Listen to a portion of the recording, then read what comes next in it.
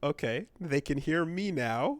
This is how we started, baby. This is how we started.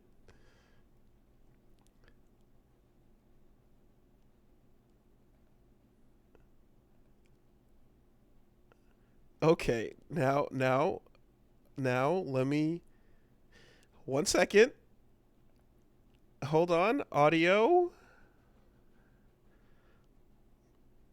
Mm-hmm. Oh boy. Oh boy.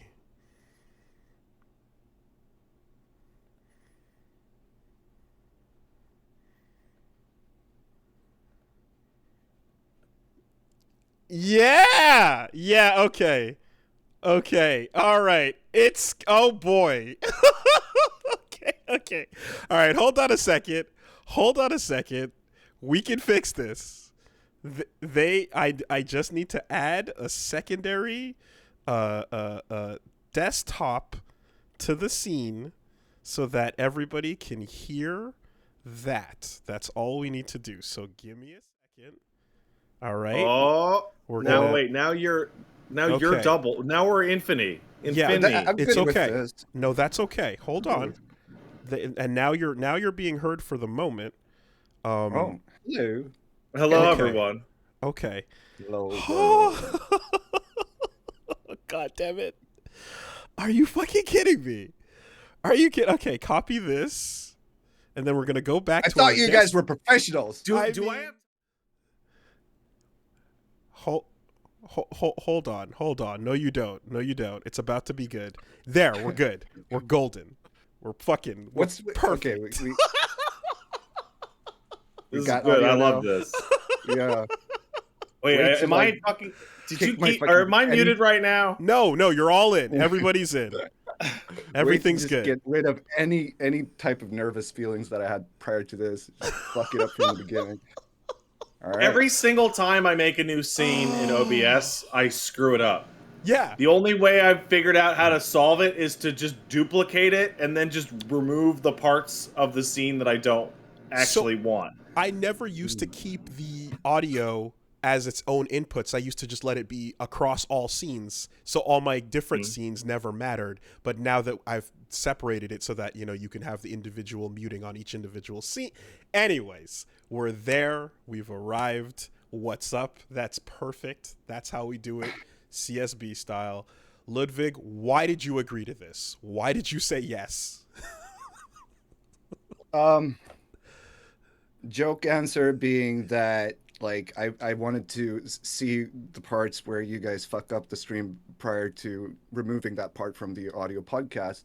Actual answer being like, well, some people out there might know this, but like I've been listening to the podcast for the past like 6 or 7 years, so like it's always been like um a personal goal to be on, if I'm being honest. Whoa. Like it's super cool to kind of be able to be right there in there with you guys.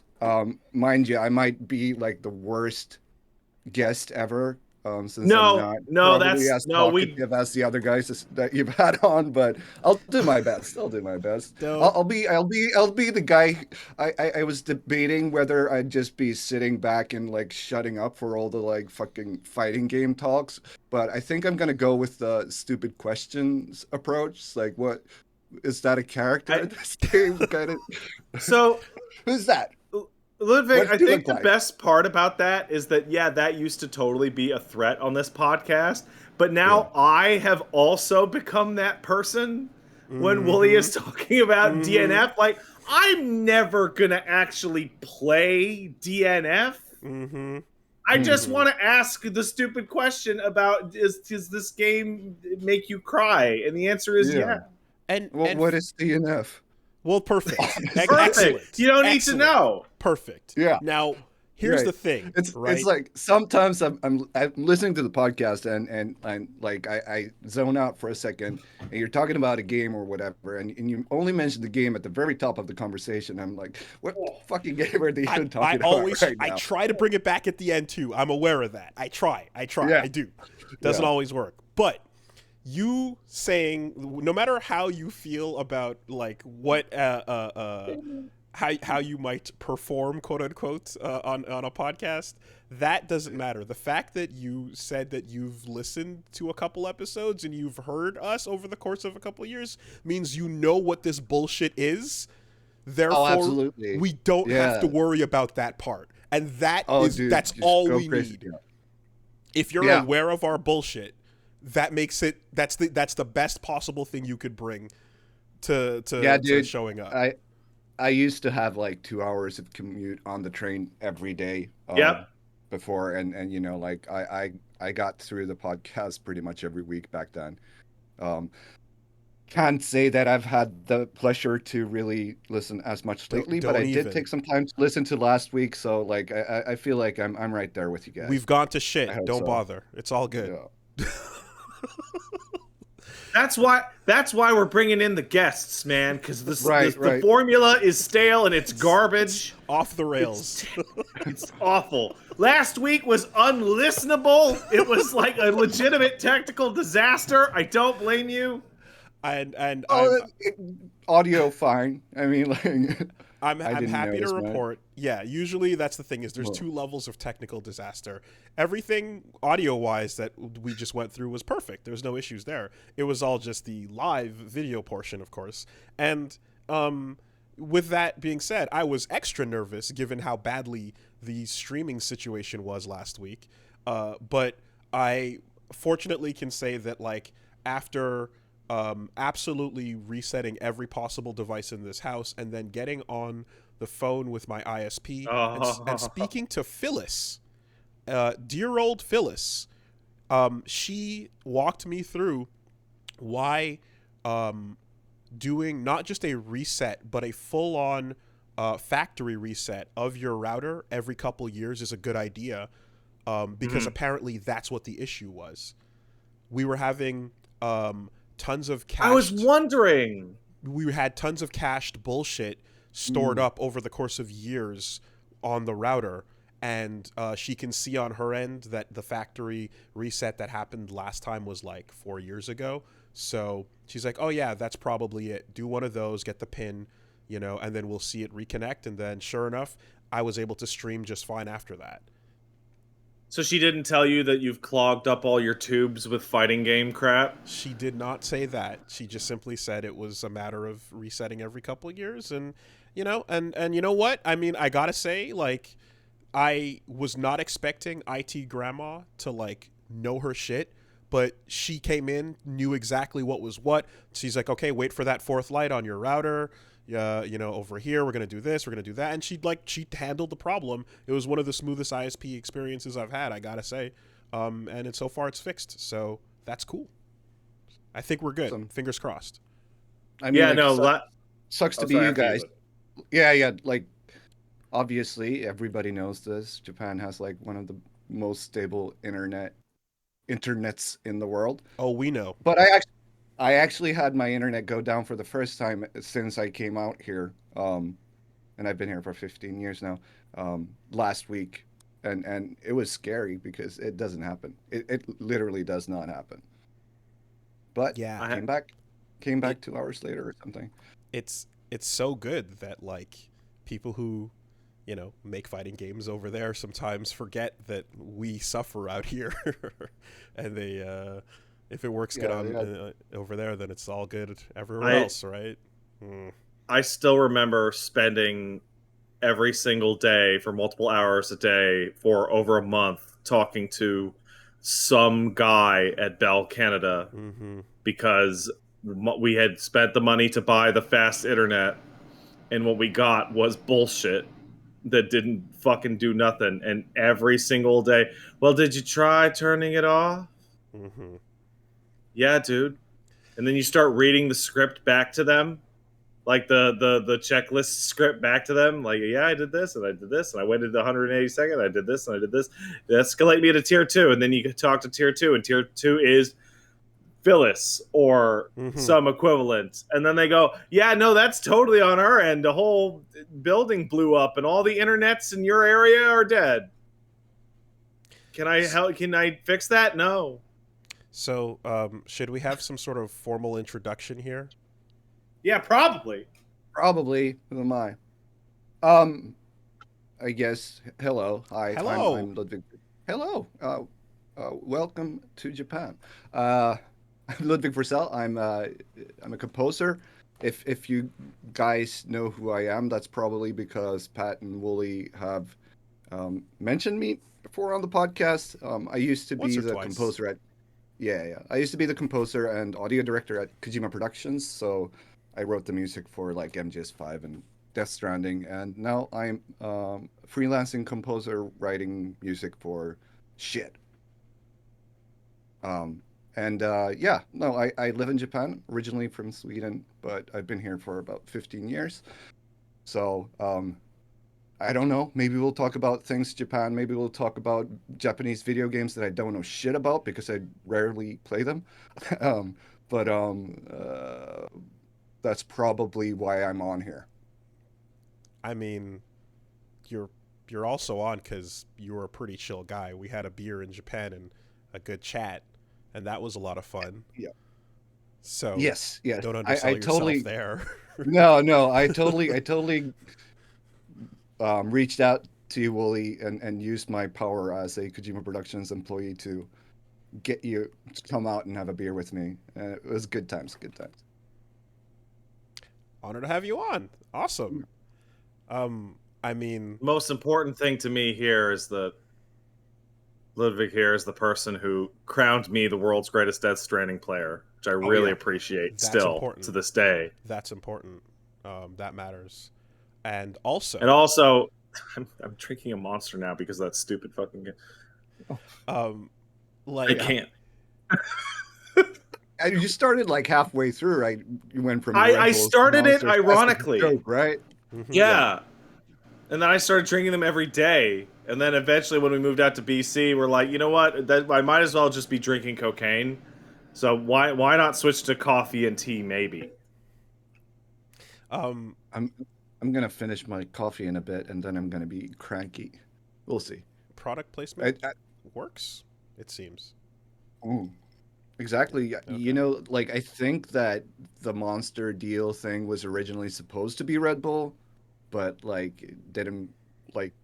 I guess the producer's friend at Red Bull wasn't able to pull it off, and then they reached out to Monster and it became Monster. So, like The fact that like whatever. Monster is in, see, Monster has a more of a boomer energy kind of It vibe to definitely it. does. Yeah. So Yeah, that ended no. up working It's out got great, I think. yeah, it's got the whole tribal tattoo thing going. Um, yeah. So hey, yeah, I suppose Eh, there might have been one or two mentions in the past of you on this podcast here or there, and that's that's in the past. No need to go digging too hard, but I will say a solid 30-second video of your facial expressions in response to whatever might have been said. That was good content, sir. That was good listening. Much appreciated. yeah. It was my honor to do it. That was a weird experience, like waking up to that whole thing and being like, "What the fuck is even It was going on?" Yeah. just that little like, and there it is. Okay, all right. Yep, Mhm. yep. Anyways, well, cool. Glad to have you, of course. Now, usually, Yeah. I guess we jump into, this part. We talk about what we've been up to, what's going on with our weeks, and so on. Mm-hmm. You've had as many weeks as you would like to discuss. So, what's been going on in your life? And Yeah, what's up, bro? what's up? What's up with Yo, you? so I'll say that first and foremost, I've been pretty fucking busy working on this film that I'm working on right now. So I haven't really been doing much, but like working and then like sitting down watching some bullshit Netflix in the evening. So I haven't really been playing any video games since like April. They're Uh, garbage. Don't worry about it. yeah, yeah. I was playing fucking GTA 5 for some reason because I felt like it picked up the PS5 version. Um, and like before, I've been doing this whole thing this last year. I think it happens when I'm busy with stuff that I just rewatch stuff that I already know what it's about that I Absolutely. like. So like rewatching a bunch of different animes and replaying video games. I started off like replaying The Witcher 3 for like the third time early The this year. And third time, yeah, yeah, I've bro. sunk a few hours into that game. Are you just like skimming it, or are you just No, like no, going all the way through? I yeah, DLCs and everything. I think the third one might have been my most thorough playthrough this time. Like I don't think I missed any side quests or anything. There might be a few fucking um, um, pirates caches left in Skellige that I didn't fucking swim out to get. What But you're like, telling me? You're telling me that you didn't blow an entire weekend of your life that you'll never get back, getting into a boat and getting all those fucking question marks under the ocean so that you could break them all down and make 5 sets of armor that you're not going to use like I did? no, it ended up being like half a day. But then I said fuck it and did the last boss and Hey, as somebody who did oh god, is it not worth it at all? Like not no. even close.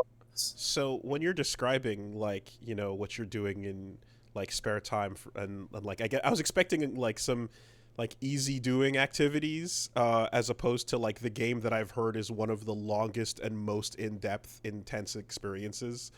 I wouldn't have Yeah, expected but Witcher 3. Witcher 3 is like sleepwalking. Like there's no Yeah, effort required. yeah, Okay. yeah. No, like I think I've gotten since Bloodborne, I've gotten every FromSoft game, and I end up only playing Bloodborne because like it gets to that point where I just like I need to work and I can't remember controls well enough to actually finish any of those games. And it's Witcher's perfect for that because I can like I don't need to think about like actually learning how to play the game pretty much. Okay. Yeah, no. So Yeah. like Wooly, for your particular experience, because you went through some of the Arkham games, Hmm. the top of Witcher 3 combat is significantly less complex than the beginning of Arkham Asylum. Okay. So it really is about the like The other narrative. things in the world. Yeah. Okay. Yeah. Yeah.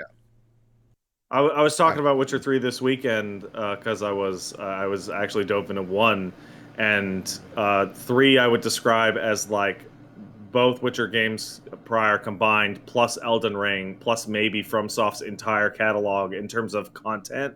Like there's a lot there, but it's not fighting things. It's Hmm. going places and talking to people.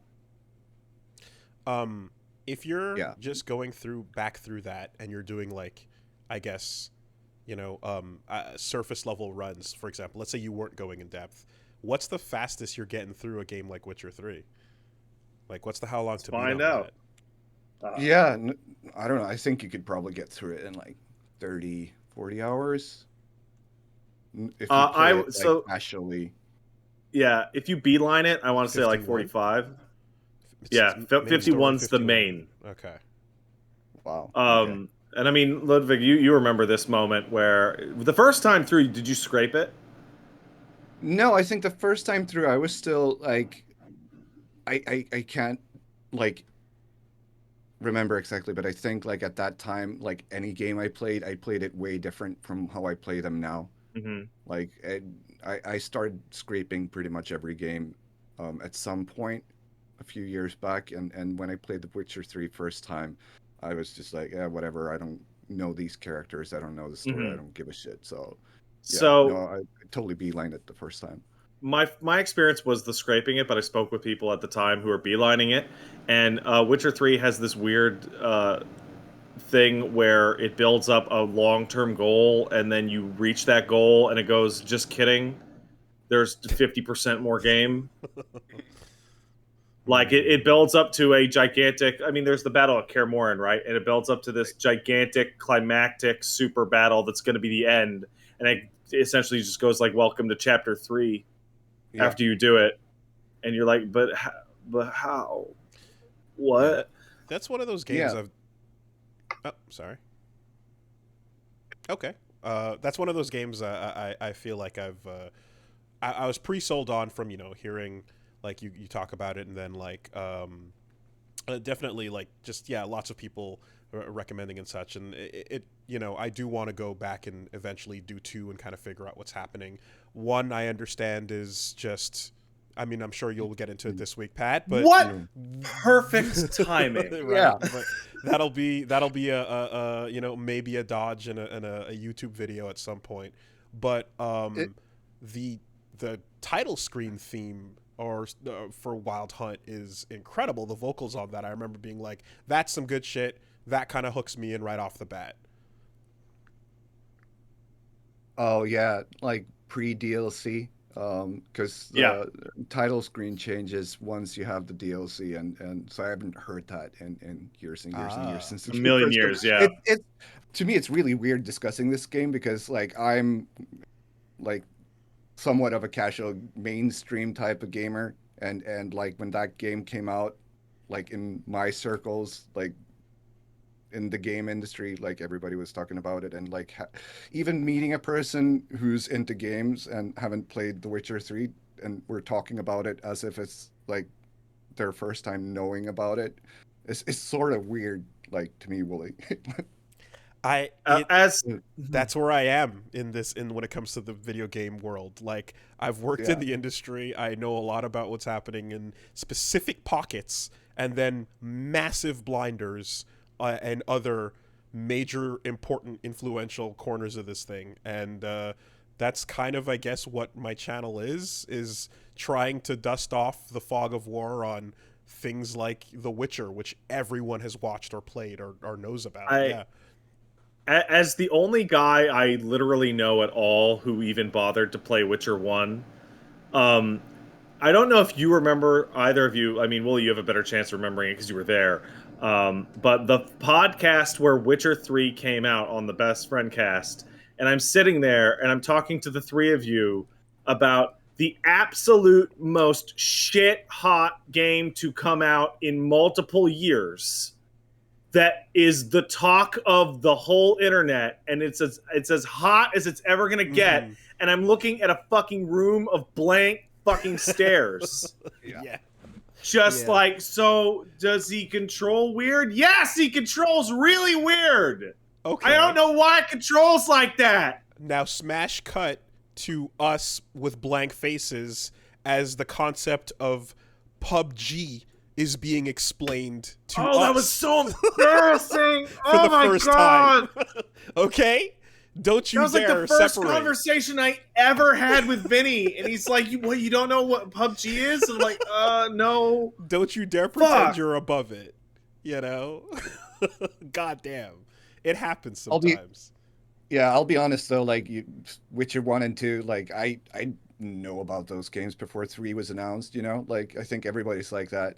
And I don't feel like there's a need to play them. Like, if I wanted to, I could probably check out your playthrough now, Pat. But like, Yeah, no, that's in the end, I just go watch the No Clip documentary on it, and like you get enough information on those games to get like the whole deal. You know, I was in this weird place where I'm watching the lead up to Witcher 3, and then they changed the title, the logo to remove the number 3 because they didn't want to scare people. Right. Because it's the Mass Effect thing of like, this is the great time to start. And it was really weird because that might actually be true with this one, because Witcher 3 is like 10 times bigger than its prior sequels combined. It's absolutely like it's 5 games in and of itself. But then you get to the end of Witcher 3, and the ending makes no sense unless you played 1 and 2. It like they're like, here's your reward for going through the whole series. The prophecy and the ice and all that shit that was built up over 3 games that is never mentioned once in Witcher 3 at all. Well, here it is. And it kind of, I spoke to some friends of mine who were just like, why did you go to an ice planet dimension there? I don't know. Unless you read the books, of which only 2 were in English when Witcher 1 came out. I was going to ask. And the first...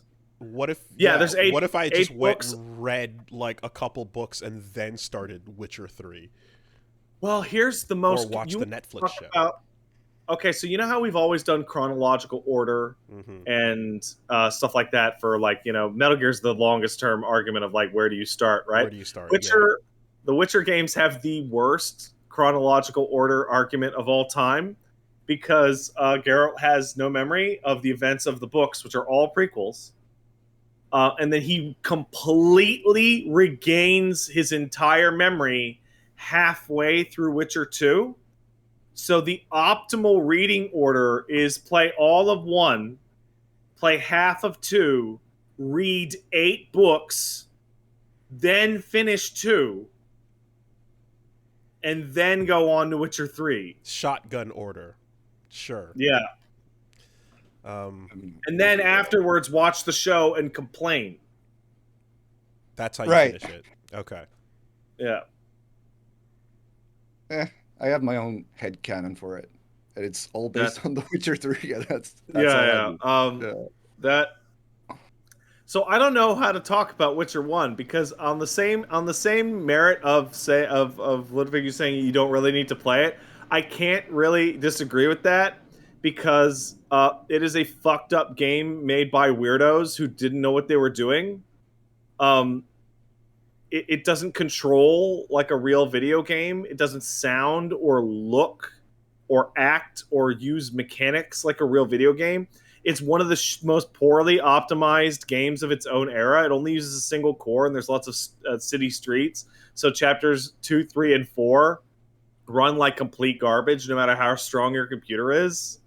And it's running off some piece of fucking shit Neverwinter Nights 2 engine where they just move the camera from isometric to behind your character. And it like, I'm playing it a couple days ago, and I'm doing an escort quest in which random ghost dogs just attack the character I'm with at all times. But if I get too close to areas where cutscenes play, the cutscene will start to play as the characters walk towards their assigned cutscene locations, and we're being attacked and taking damage mid pre-cutscene. Nice. And then all enemies freeze in their own attack animations, in some cases in midair, as we're discussing what we're going to do, as if there aren't dogs. And in one case, a character saying, "Oh, thank God they're all gone," as there's a bunch of glowing green dogs literally biting her mid-cutscene, frozen in time, only to get to the right spot and complete the quest, only to have a dog appear out of nowhere and kill her and fail the quest while the quest succeeded marker is showing up on the screen. Premium Eurojank, then. Witcher 1 is right next to Stalker Clear Sky in terms of Eastern European countries make video games different. They shoot for the absolute peak of what they can't do, Just they can't achieve the goal. Like Witcher 1's goal is Witcher 3. Okay. And it's an abject fucking failure. It is a total mess. I feel like the three names that come to mind with the word Eurojank are Witcher, Stalker, and like Metro. Yep. The Metro series. No, Metro's pretty smooth, actually, Really? by comparison. Okay. Yeah. Sorry. What's from that? The first one? Metro was good from the first one? It was all right. It was All like it was a little strange, but like it like when you shot your gun, it felt like a real game. Right? If you want to really dive into the garbage, you want to get some fucking divine eye cybermancy shit. A game for no one. No one wants it. What was the sequel to 2033? It was Last Light, which is a genuinely real, I'm going to use air quotes, real video game. Yeah, I had that was QA'd for a minute in the office. I barely spent a couple seconds on it, and I only saw it in early state, so like it was just jank at the time. But I did, yeah, I always kind of figured that series fit into that category as well. So it fits into that category because it's made by devs who worked on Stalker and then left to make their own company. So it's very Stalker adjacent, but it has real levels and real gun shooting, and it controls like the number one thing. I don't know what your personal experience with insane Eurojank outside of Witcher 3 is, Ludvig, but did you play Witcher 3 right when it came out? Yeah, I think so. Witcher 3 came out right before MGS5. So I think I played it as we wrapped production and I was having a bit of time off. No, end of 2015, so I think I was like 6 months after release. So it was definitely patched. Okay, so because you have to go and change movement to alternate regardless. The number one signifier of your deep Eurojank is why does it control like this? And Witcher 3 absolutely still maintains that heritage of Geralt controlling like not a real video game character. He controls like a fucking car or a horse or something. Why? Well, because. And Metro doesn't feel like that. So it kind of escapes its own, Eurojank, Ukrainian jank kind of history. Okay. Right. Anything besides Witcher going on? Going on, like I've been consuming all the mainstream bullshit like that nobody cares about because it's just so fucking like I mean, nowadays. we never fucking cover it, so fucking hit us. I don't know what the Abs- hell's going on with GTA 5. Absolutely. Oh, well, GTA 5, like it's one of those things where I've been like getting a feeling like I just want to see this story again, and I play it and I go through it up to a point where I'm like, okay, I don't feel like that anymore. So like I've done the same thing with a few like animes that I've been watching too. Like I'll go through it to a point where I'm like, okay, I don't need to finish this anymore. I've done it like 3 times before. But like I don't know, like did you guys talk about fucking Obi-Wan and all that shit? Like Not at just all. how did you guys watch it? I kind of talked about how mad it made me, but I didn't watch Yeah. it. I didn't Oh, watch it. I'm behind oh on my man, Star Wars TV. Does he fight Darth Vader? you know what? Like, if there's one point in that whole series where the fans are like, okay, I guess they needed to make this show, it's like when that happens. It's to put it shortly, it's like why wasn't this a movie instead of like 6 episodes of nothing happening and everybody being like, well, this Leia child actor is like amazing, and yeah, it was.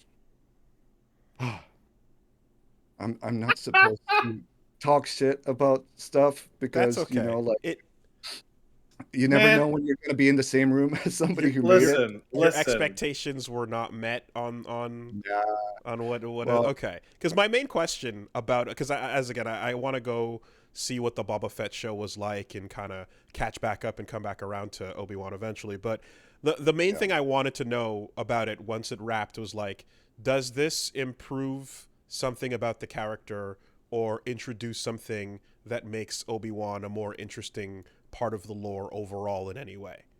You know, that's kind of what my question is about this whole sub series. Yeah, I think first, like, so I never watched the Clone Wars stuff. So I think that people who are into that are gonna find way more things that they like and connect to. So to me, it was just like people who like the prequels are going to like seeing more of Mr. Obi-Wan Kenobi just being on screen, and that's pretty much all they do. They like really work hard to make it 6 episodes. It Okay. feels like. Okay. And so here's Oh, my I know biggest exactly what you're saying. gripe with the whole series, the whole show is that there's so many like small things, like in any TV show, like plot holes or whatever. But there's so many things that just you think about them for 1 second, it's like that nobody would do that. Why this doesn't make sense. Like they spend half of an episode like bunkered into like a bunker and like having a whole squad of stormtroopers trying to get in, only for like one of the bad guys to, after having stood outside, walk up to the door and like shove a lightsaber into it and opens right away. It's, Okay. Yeah. Okay. and stuff like that all over the place, all over. Contrivances to stretch time. Yeah. Yeah. Okay. It reminds me. I was seeing some people over on my timeline have started watching The Boys, which I have currently ignored, and I don't think anything was going to get me to watch it until I saw. I want to say it was Mr. Fields, but talking about how it's the only like hour-long TV show they've watched in years and years that feels like it's actually using the full hour to do stuff, in Yeah. that and they describe something that I felt very strongly is like I watched Moon Knight, right? And I watched some of the Marvel ones, and I watched some of the new streaming, here you go. And it really feels like the B plots all exist to go nowhere and to fill up time, because otherwise you could totally do it in a 22-minute episode. Mm. Yeah. Yeah. So And that's a weird one. mhm. Why haven't you guys watched The Boys? Because like I that's my favorite show of the last like I've watched 10 season or one. 5 years. All right, all right. Yeah, yeah, I watched season one, and I also read the comic way back when it came out. So it was it's interesting though, because it came out so long ago that like I don't remember a ton about the comic, but I Mhm. do remember it was um like it felt like each read was much lighter and there's like less events occurring. Like I feel like they must have filled it out as a show, because yeah, like each issue, I feel like my memory of it was like there's one moment that stands out, and then kind of a lot of, Yeah, like nothing. So it's been the my idea understanding that the comics are like terrible compared to the show. at this point, I have to going back to look at it. I don't know what to expect, but um, the fact that it would use that time, and again, that full first season feels like it was done yeah, pretty tightly. uh, Going Mhm. back to read it, I feel like you would probably catch more flaws, but in my memory at the time, like 2001 or whatever that was, it was just like, ooh, the novelty of an evil Superman. Even, like that gets played out a million times later on, but like even back then, it was like, okay, yeah, sure, let's see how bad does it get? Oh my God, he blew up a plane. What? Like it still Mhm. had its charms from just being that premise. Nowadays, the I feel, premise is not enough. yeah, well, that premise obviously has been overplayed and done. Um, I I think like the show, it knows what it is. It knows about all of those like overdone things, and it just does it well. And it like Mhm. like the plot development it keeps being interesting throughout 3 seasons and like beyond. I don't know if they're gonna do like 5 or whatever. Fourth season has been like confirmed since like the third season was confirmed, I think. Um, it's just like also I think the people are saying that the comics um they're definitely changing up the story from the comics. So like Mm-hmm. if you like the show, you could probably go read the comics to have a separate different experience. Um but the show is featuring so many like recent event things. They're making fun of like, um who was it that did the Imagine like celebrity Oh, um fucking Gal Gadot. yeah, Gal Gadot. Yeah, right. Yeah. So and like, the whole state of the United States is Mm-hmm. definitely being um uh portrayed in a fun uh manner, but like With a character it's like Homelander, you everybody's expect that to just be right. like Yeah. insert him into modern context. Go, yeah, it writes itself. Yeah. It's just like everybody's talking about this show right now, so like I don't know how Mhm. much I can add to it, I, but it's I'm in it's a to me it's like weird. how are you not watching The Boys? So I have a genuine real answer for that. Mm. The chair I'm sitting in right now is not comfortable enough for me to binge through multiple seasons of a show. Mm. I actually one of the things I did this week is I went out to a chair store and I picked out a fucking Herman Miller, and that's Same. being shipped out to me. Got one. Oh yeah, Got one for Punch Mom. which one? The Embody. Yeah, same here. I just Yep. went out and said, I went to She's the working store. at I'm like, home. Let's get a good chair. Mm-hmm. do you want the black one or do you want the white and silver one? And I go, what's different? And they go, the silver one's $800 more. And I go, is that really the only difference? They're like, yeah. I'm like, okay, give me the black one. I don't give a shit. So that's going to be here this week, and then I'm going to binge the shit out of a bunch of shit. Mm. So I'm sitting Boys, on like a kitchen chair right now.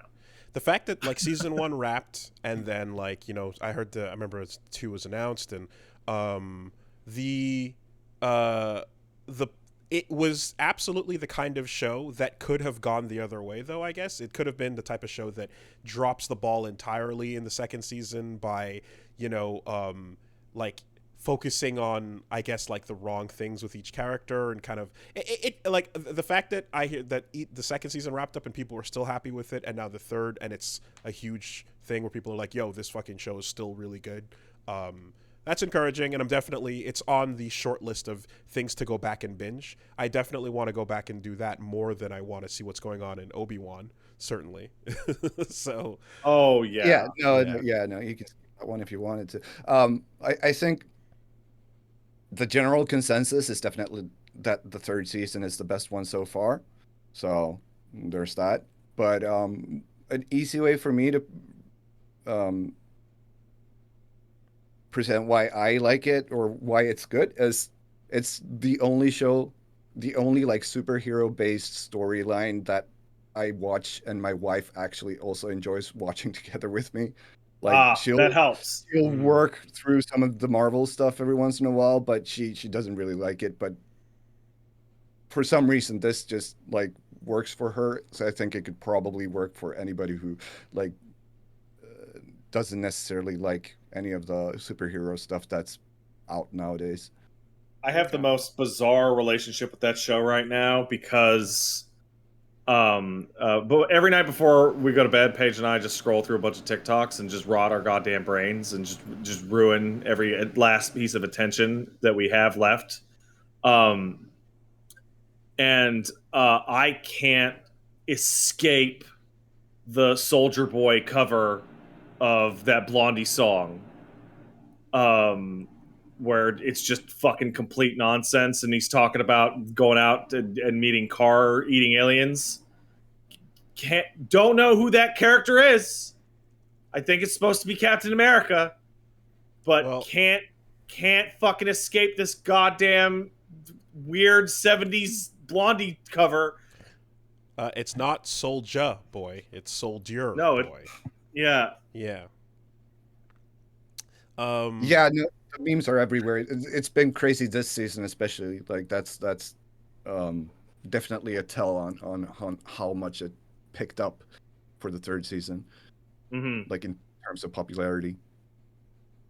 So like how it's like mind-boggling that you guys have even been able to stay away from spoilers from it, or you might not Oh, have. I have not. I have All a system. I know about the third season is every twist. I have a system in place, and it is I you know how like the news and TV will have like a delay for like swearing and for anything bad, like a 5 second or 10 second delay or so. I have a brain delay, and if I come across a spoiler for something, especially if I don't have context for what the show is yet, Look away. I put the brain delay on and just whatever, I don't know, and like I can kind of effectively navigate, out of yeah, kind of ruining something for myself a bit. It doesn't perfectly work, but it's been a mandatory part of this gig because as someone, again, I care about trying to have a pretty fresh experience in most cases, and I've also been I feel like I've had to update my I'm not going to try and stop. I can't stop the world from putting that at me, so I have to regulate it at this level internally. So I'll put a little like brain delay on to just be like, yeah, I don't know, whatever, scroll past that, and then when I pop it in and experience it, it's still fresh. It's fascinating because like you took that way through that problem, whereas I emotionally adapted to it and just hit the realization of I'm gonna try and avoid finding out, who dies in the fucking Boys season 3 finale, for example, because I don't know that shit.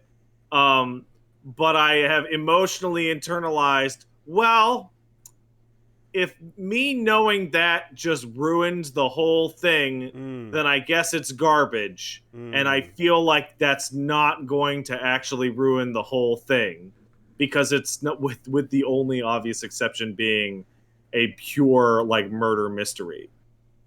Right? Like if somebody came to me and said, "Wow, I can't believe this character was really the murderer the whole time in Knives Out," before I've seen the movie, like I'm going to fight you.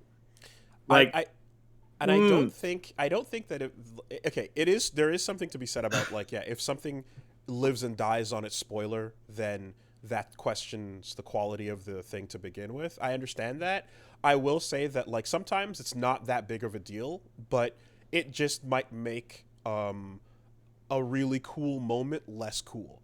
And so when we get to my week, I have a bunch of stuff to talk about actually, and I'm gonna have to employ the tap dancing shoes and to walk around some spoilers for all the things I'm about to talk about. I will say on that note of spoilers, I completely destroyed my own experience. I mentioned it priorly with Dark Souls 3 and Elden Ring because I wasn't able to play them exactly when they came out, and I started watching like people like you stream it, and I saw the whole game, and then I never felt like playing it anymore, even though like it's going to be a totally different experience playing it yourself. It just like, why did I do that? the important thing is that you ruined it for yourself after you already bought the game yourself. Yeah. I always feel, and we've said it for years though, that if anyone's playing at a normal pace, like you're gonna outpace the episode drops very quickly.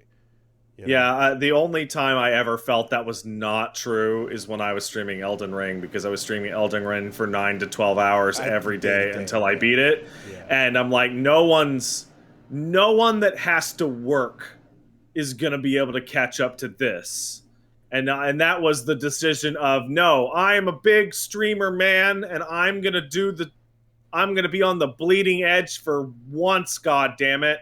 And then I would like peek in on other people's streams, and I'm like, okay, outside of the speedrunning freaks, yeah, no, I'm out there. I'm way, way out there. No worries for me. Yeah, I was watching a guy who refused to use the horse and didn't level up for the entire game. Uh, so he was going through it slowly. What? Like as a Yeah, challenge or no, he just liked experiencing or exploring the world that way. Mind you, it did use the horse when he went back to areas he'd already been to, but like actual progress was always on Wow. foot. I mean, That reminds me. It's a guy who used to do like challenge runs in Bloodborne, okay. so like he was fine not leveling up. He didn't like just repeatedly die all the time, but like he didn't find the he didn't learn how to level up until like he was all the way to the capital or something. Okay. So Man. So that and if you just want to didn't see care. the absolute most like infuriating attempt you can imagine, Iron Pineapple, who makes incredible videos in general but focuses a lot on the Soul series, made a bunch of like silly like, can you beat Elden Ring under these circumstances, and by far the most like infuriating to his own sanity was, can you beat it above the max equip load, which means you can't use the horse or jump or walk past like that slow walk speed. And he's got like long sections of him narrating for a couple minutes as he shows like the super sped up footage of him like walking to market at like Okay. a If he's editing it so that you don't have to, then that's fine. no, Like, the video's 35 minutes long. It's not the whole okay. it's not the whole thing. It's just going, oh, can you? Here's some highlights from this stupid attempt. I mean, I got some. I remember there's a point where, like one of the weirdest comments I had ever I saw in Elden Ring was someone going like, "Wooly rides the horse too much. You don't have to ride it everywhere." And it's like, Yeah, you do. like, it's built for you to ride it and park it in specific locations to get through this map in a certain way. It's the new thing, and it's also like heavily utilized. There's map boss fights that are like expecting you to be on horseback for that fight. Like, what the fuck are you saying? Yeah, no, it's extra stupid because Ludvig can attest to this because he just said you were playing GTA 5. I assume you've also played at least one of the Red Dead games to some level. Elden Ring deciding that the horse is magic and the horse just disappears when you don't need it and instantly appears when you do need it is telling you, no, you're going to fucking ride that horse a lot. You're not searching around for a car. You're not looking around for a guy to steal his horse. It's time to go. Magic horsey go now.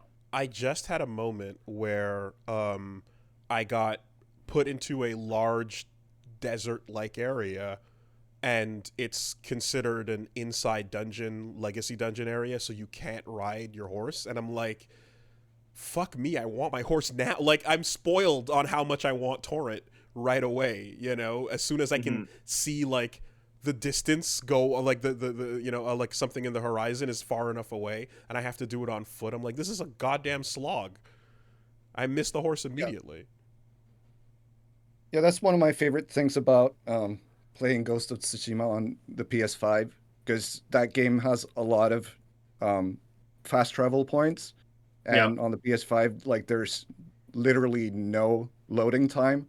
So like whenever I just gonna go over there and like sometimes I'll in my head be like I should probably actually travel there and see the scenery. It's like I've played this game before. I'm just gonna all over the map. Yeah, it reminds me of like getting the PS5 originally and then being like, oh, the big technical thing. It's not HD graphics and it's not, you know, 3D stereo sound, which nobody has a TV that supports, and it's not 3D. It's not 3D, which again nobody's TV supports. It's okay, it loads really fast. How big of a deal could this? Wow, it makes a big deal. It's a huge fucking deal. when I was playing Spider-Man, and I did fast travel on like the PS5 version and Miles Morales, and it just brought me to the location, and I was like, oh, I missed the little cutscene where he's in the subway, kind of just playing on his phone, and then in the options they're like, oh yeah, you can go turn those back on. Say though, throughout my 2 playthroughs of Spider-Man, PS4 and PS5. No, I never played it on the PS5. I only fast traveled the one time the game forces you to. That is the one game where I'm like, I just enjoy the swinging too Swing. much that like I never use the fast travel. And I it's think kind of, you have to go to special place. You have to go to the actual subway to fast travel. I just never used it, honestly. I think I fast traveled maybe a dozen times over both games because I would rather just swing the way there. The swinging's great. It's the best. I just, again, I like those little fun subway interaction moments of you in the costume, and people are just like, "Yep, hey Spidey." Anyway, Witcher Yeah, 3 I has the guess most bizarre fast travel I can think of, where you must go to a fast travel spot in order to fast travel to a different fast travel spot. that's not fast travel at all. That's the opposite of fast travel. Well, you're obviously leaving out Red Dead 2 here, because I don't remember what that was. Red Dead 2, you either have to be in town and there is like a horse carriage and it might not Oh, be fuck. there, and it'll only take you to, and you can only read the places as like the names of towns where you're going, so you have to remember exactly where you're going, and there are only like 7 different spots you can go to, or you have to be in your camp and use like a map that you need to upgrade your camp to like the almost the last level to be able to use that map to travel somewhere. Ludvig, let me ask you a question, because especially because you're talking about how you're more of a mainstream games consumer and you're closer to like Joe consumer, right? Yeah. Red Dead 2, I kept like almost having fun, and every time I was about to have fun, I felt like the game went, "No! Stop, no! No fun. Stop it. Here's Yeah. something that'll slow you down and feel like shit for 5 minutes." That is the general consensus, isn't it? I started Red Dead when it came out, and it became cumbersome, and then I had a few friends kept complaining about it to me, and I was like, okay, I guess I don't like it. And Spider-Man came out, so I played Spider-Man instead because that's a game. And then I played Red Dead again and actually made it to the end at the end of last year, I think.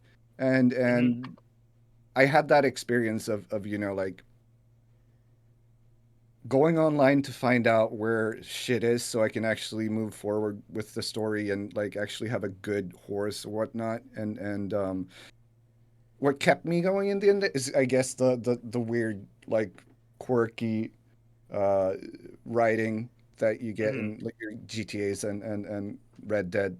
So the story was definitely that, but then I knew that, like, well, spoiler, like your main character dies at some point, and I felt like Yeah. I was getting close to that, so I stopped playing because I didn't want him to die. So I that think I think that you have now freed me because I didn't drop that spoiler. Um, but one of my personal things with Red Dead is that they decide that the best way to make you feel the narrative weight of that I is to thought make the game start to play shittier and shittier and shittier. Like I thought about actively pulling the make the headphones off, and I game, didn't do it. That's okay. like they actively make the game play worse and worse and worse, and like the already slow, cumbersome mechanics become extra slow and extra cumbersome for the narrative weight, and it's like I'm already not enjoying playing it. Yeah, So, you kind of have to uh, just deal with it. I can't, like, the one thing that I just cannot deal with is that you have to actually cock your shotgun every time you want to shoot it, so it's 2 button pushes for every shot, and it just feels terrible. Thank you for telling me to shoot pistols all the time exclusively, or rifles, because I hated that as well. Yeah. Now I'll have you know that of all the games that you've Pat that you've talked shit on over the years, some of them have a unique reaction with the people, and this That's is one of true. those ones where I've gotten direct messages from folks who are Don't imploring listen to me them. to not Don't listen listen. to you specifically about this, and that it's better than you're saying. Don't get Don't poisoned listen. by his words. Don't listen to me. Don't listen to Ludvig. Don't listen to a YouTuber named Nakey Jakey who put out a fantastic video about how Rockstar's game design is outdated. Yeah, I've Don't listen gotten to the your friends who messages. stop playing. Don't listen to Don't the believe his Uber lies. driver in Baltimore that says they play GTA 5 online instead of Red Dead because the cars are cooler. Don't listen to those people. Well, so to be honest, the I have a, just like with any of these, like again these mainstream games we're discussing, like I have a curiosity about them. They're discussed enough that I wouldn't mind scratching that itch at some point. So I'm fine to, like, if you're thinking to yourself like, oh, Wooly, you were never gonna play it. It's like, you never know. My list has included a And bunch of played stuff. Halo last year. I'm going to That catch didn't. up on a lot of things. You never know, you know. But yeah, there's this one has brought out the folks that are like, hey, don't let him poison you, you know. So I'm taking that I mean, into all that account. being said, I still played those games because I enjoyed playing them. Yeah. In the end, I don't have to play them. Like, There's no room for nuance here, Ludwig. It's gotta be. It's gotta be. Because I'm just sitting here going, yeah, you know what? Don't listen to any of those people. Listen to me, the person who's replaying Witcher 1 right now. Okay. Don't yeah. don't maybe not even play Witcher 1 once, let alone replay it. So okay. I taking a look here. I guess I think, yeah, we should probably move into next week's and such. Looking at the Oh, there's a things we're going to cover. There's some stuff going on. I'm I cat sitting. hello. Try to Yeah, I can hear you. hello. Yeah. Try to have the cats not come Oh in. no, I was saying hello but to the cat, yeah. Oh. not you. Well, the cats are stupid. They don't understand. Don't What mind a the cat. great None. What a great time to talk about cats. Did either of you guys play Stray? Did So not play I was gonna Stray. get it and play it over the weekend so I could actually talk about a game that I played recently. Did not get it to it though. Too bad. I hear that How that about is you, a Wolf? cat simulator. It is so bluntly, it's a like 6 hour prestige fancy narrative experience with puzzle elements and some platforming, and it's like a very guided, like visually beautiful kind of, like, it reminds me of like Inside in 3 dimensions, but with a cat. Okay. Yeah. Okay. Um, but the biggest thing is that the people who made Stray, I bet every single person at that studio has a cat on their desk while they are making the cat game, because it is madly, madly in love with cats being little weirdos. There are prompts on everything that do nothing other than force your cat to knock paint cans off of ledges and trash people's shit and fuck their desk up and hit balls and like, there's a whole mechanic for fucking up people's carpets, Untitled cat game. pretty much. Okay. And like, there's a cute little moment where the cat has to wear a backpack so it can do mechanics and puzzles, and for like a full couple of minutes after putting the little cat backpack on, you have a hyper accurate series of animation changes where cats hate wearing clothes. They fucking hate it. So the cat is like all stretched out and awkward and just hate it. It's great. That game's great. It's about cats, though. Oh man, I should have played it this weekend. Well, yeah, you it's been on my list. you could fucking blow through that in like a 1.5 sittings. Like it is definitely like I'm getting like all the memories and all the secret items and all that shit, and I got over 50% through in like 3 hours. So here's a question: if this were to be logged on the Twitter account, can you pet the cat in Stray? So you Or are the cat. you are the right? cat, right? But Yes. but there's a dedicated rub up against robots, and then they get little hearts on their TV screens because they love you button. Okay.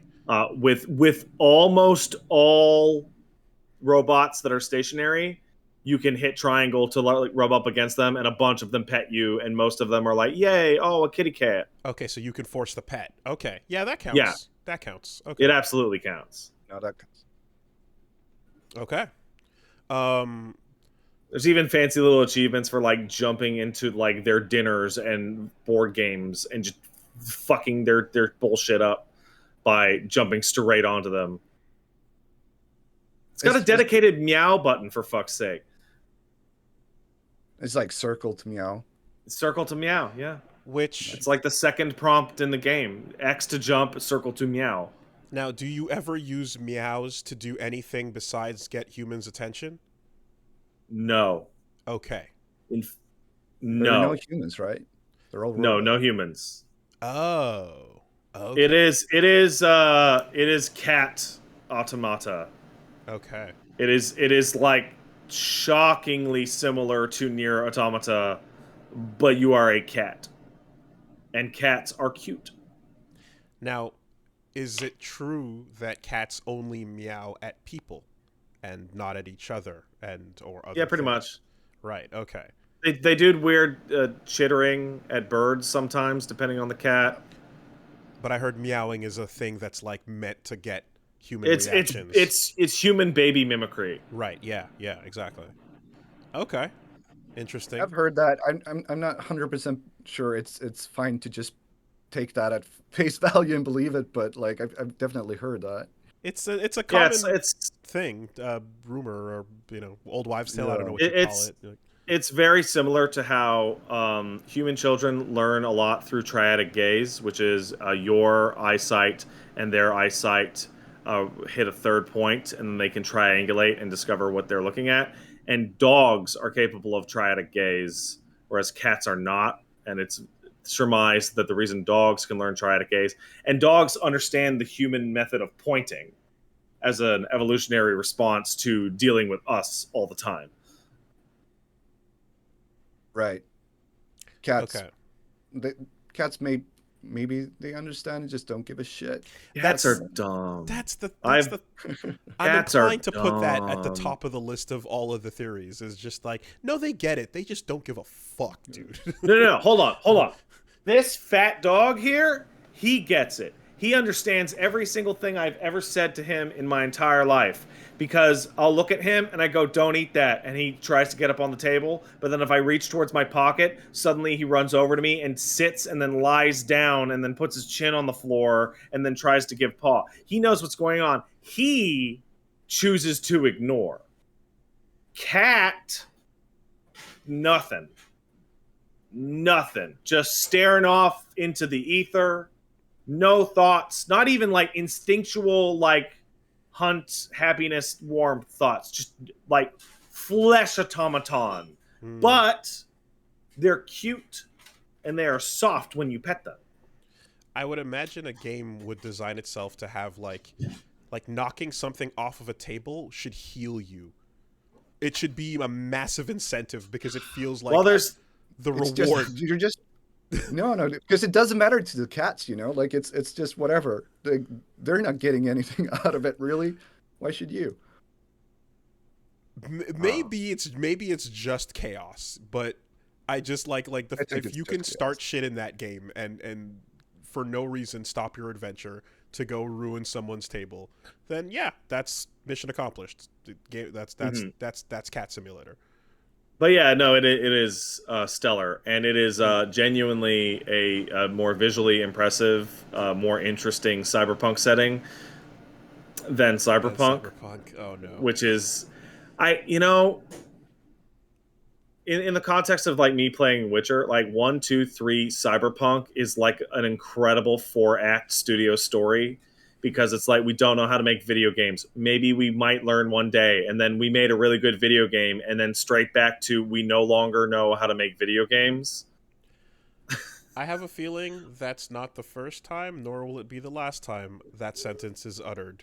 Where Yeah, fair enough. is more cyberpunk than cyberpunk is. Yeah, but like the fact that they went for such a broad genre name means you can say that like any game that has that aesthetic that nails it, you can go, wow, it's actually better than the game named after the genre. Yeah. Too bad that game never came out. It is. Yeah. One day. I was looking forward to it. Yeah. Maybe So, one day. Witcher 1, Stray. What else is going on?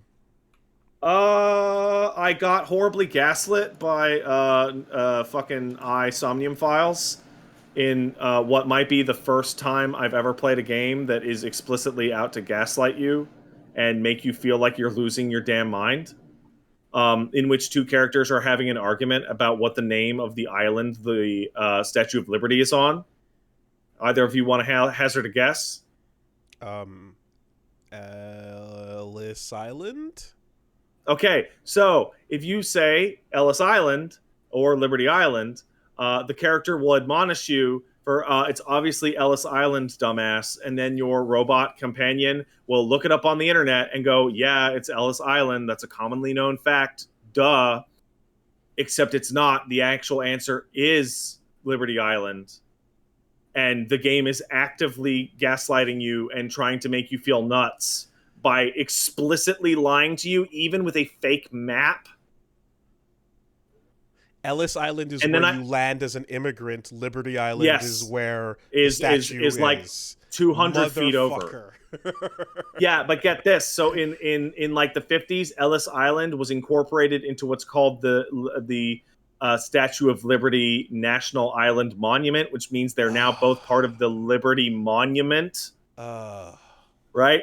But, you know, the game is just actively, horribly gaslighting you. And then I turn around and ask Paige, and Paige goes, it's Ellis Island. Duh. Yeah.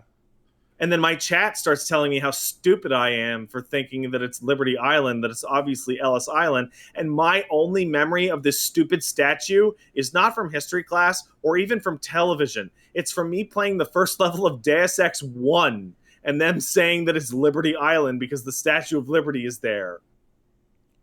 No. And your character is also gaslit and confused? If you get the answer correctly? Osmosis over the years and like the beginning of Godfather 2 and, you know, a million other things. So yeah, that game's great. It constantly fucks with your perception of what's real in the real world. Sorry? What if you just answered Ellis Island the first time, or you don't get They would give you like, oh, congrats. I told you it was Ellis Island. Everybody knows it's Ellis Island. But then you would bring this story up later with a friend of yours and cause the argument that is being represented in front of you. Because the whole premise is that two friends are having an argument about what island it is, and it has escalated to the point where they will not speak to each other, and they call you in as the solution. Okay. And I'm like, the game is aiming to create this argument in the player with someone else in their life at an undetermined future date. Because and then in game they look it up on the internet and then lie to you. And then it says Berenstain Bears. Yes. Okay. And because it's Uchikoshi, we're going to talk about the Mandela effect later, because characters in Uchikoshi games have to talk about effects. What if it was all a simulation? Of course. Have you heard of the Philadelphia experiment? If it has the word effect after it, it's coming. Yeah, okay. And it's like, it might be the most, like, if you get caught in it, in the nightmare, and like you're screaming at people because you don't know what goddamn island the thing is on anymore, the end result is that you can't just trust what people tell you because they might be wrong, and you can't just trust what you read on the internet, which I'm pretty sure is one of the game's core themes. So fucking good job, You made me feel it and made me think I was losing my mind. Excellent, excellent prank, writer. Feels good when And a then I game got lies to you. Yeah. And then I went to the store and picked out a fancy chair, and I don't know when the chair is going to show up because I don't have a tracking number. So I'm waiting for my chair every day, and that's what's going on with Pat. If you want to tune into my show, and maybe one day I'll have a better chair, you go on to twitch.tv/Pat Stares At most of the week, except for this Tuesday. I'm not streaming this Tuesday. Instead, you should go watch MultiVersus this Tuesday. Because I peeked in on his stream so I made a bold prediction he's going to beat Elden Ring on August 23rd, and then I go into his fucking stream and he's at the 99% mark for the game, and I didn't know that when I was making that prediction he was already in the game's final area. It was pretty funny. He just sat there smug, not saying anything. Apparently. Well, so yeah, go check out Wooly's stream on Tuesday. I'm going to be watching it and shit posting in the chat as well. Okay. Yeah, I do. I feel like I'm there, so that's exciting. Hey, I gotta say, getting to the final boss arena and going, okay, guys, that's it for today. That's a power move. That's a power move. That's real good. That's excellent. Yeah. No, it was fun because I saw Solidus in the chat just getting super hype, like, oh, he's gonna count it down. He's gonna stop right there. Reggie loves it too. Reggie's a huge fan. Like, he's like off camera. He's like, yeah, we can, right here, do it to him. Anyway, yeah, that we'll see. I mean, it actually works best for your possible schedule, because like, what if the final boss is really hard? Well, it's not just that, right? It's also like I have to consider, like, when my wife's going to bed or whatever, like, how long am I gonna, like, it's yeah, but Elden Ring though, man, whatever, wife. Yeah, so that's the bit. It's like, if you have like a half an hour left in the recording schedule time, but then like, it's like, oh, the next mission is going to be an hour and a half. You're like, should I even start? Or it's like, well, let's just wrap, and whatnot. No. But I was going to say, with the chair that's arriving, be sure to get your phone out, because it's a chair that requires YouTube instructions for the multiple knobs and features that help your back. It takes luckily a couple steps to set it up. Luckily, the wife already has had an M-Body for months and months and months. This is true. So the wife can be the YouTube video. This is true. In fact, it was thanks to her recommendation that I'm even getting these things. But you should still do it so that all the things, because it's going to be custom for you. And the one that Punch Mom got, like, when I sit on it, I can already see the curvature being like not my body, and I'm like, ooh, this is already a little off. This is where I felt really stupid, because I sat in Paige's chair when she got it and she had it set up, and I'm like, I can't believe you paid like $2,000 for this chair. This chair feels like shit. I'm like, I hate it. And then I go to the chair store, and they're like, "Well, we recommend you sit into this chair." And the lady twists a knob here and pulls it. I'm like, "Wow, this feels really good. Which one's this?" And she's like, "Well, it's the M-Body." And then I'm like, "Well, shit. It's now all that shit I talked is gonna come back on me." It's grooved for your back and ass, Yeah, because. So really, Paige's spine crumbling into complete dust was really good for everyone. You got a fancy chair. I'm getting a fancy chair. Ludvig, you should get you look like you're sitting in a better chair, actually. No, that's a Herman Miller. It's a Ergo Human. Oh, well, it's fancy looking. Is it good on your butt? It works for what I do. I actually wish I could easily take these armrests off so I could play the guitar easier, but But also, at this point, you're probably comfortable kneeling for ungodly amounts of time, right? Segue away. No, like you can, as in in Japan, there are places where No, you have dude, no, I don't do that. I don't. No, you never. no. Fuck Okay, that. Fuck okay, that. okay. I like. Thank I, you. I I tried for a while to kind of get my legs used to it, but like, no, I'm not built that way. No, that's Okay. something you got to learn as a baby, so your Yeah, legs grow a certain way, right, or something. yeah. I guess like it's like Okay. we used to go to like a shrine for New Year's thing with the company before, and like they'll bless the company, whatnot. Oh um, yeah. and Hmm. like people around you would be actually doing seiza, as it's called. But like I'll sit on my ass. I don't give a shit. Okay. Because I Yeah. know like some of the like some izakayas and stuff, they'll have like the little fake kneel under the table, but then it actually has the room for you to sit properly, and you're just Yeah. positioned in a way that looks like you're doing the kneel. But if you ever go to like a really traditional location or something where they're just like, no, it's legitimately you got to go under the kotatsu or whatever. Um, Fuck your back, fuck your legs, deal with it. And um, I managed by using my friend had this thing that like it looks like a chair except the legs are cut off and it just sits on the ground. And I'm Yeah. like, yeah, that saved me, in a couple places in Japan because I just can't pretend I can fucking do this and not die. Well, just don't Yeah. do it. You're not from You can- there. They understand. well, I You mean, like you fucking still huge want the weeaboo. back support, right? That's the thing with the Hmm. floor chair that you're talking about. Um, you want the back support even if you're not sitting on your knees, you know. Hmm. So, but you can stay away from it unless you're like here for traveling and somebody just takes you to a certain place. Mhm. Me living here, I can just not go to those places Hmm. pretty Hmm. Yeah. much. I mean, yeah, but I'm like, anyway, as a humongous, giant, fat man, it is also even if I'm just sitting on the floor regularly, like there's a time limit before that just gets uncomfortable too.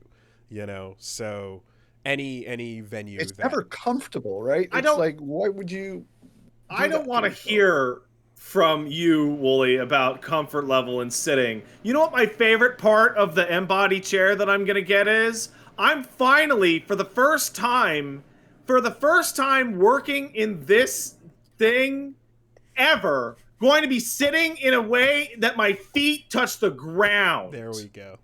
Okay, at my old place, at your place, at everybody else's house, at the office, at the old couch in the basement, and here my feet don't touch the ground ever. And then I sat in the chair, my feet touched the ground, and I'm like, oh, is this what it's like to sit like a human being? Just the horror of sitting next to you on a bus and realizing that your shoulders are at the exact same length and height as mine.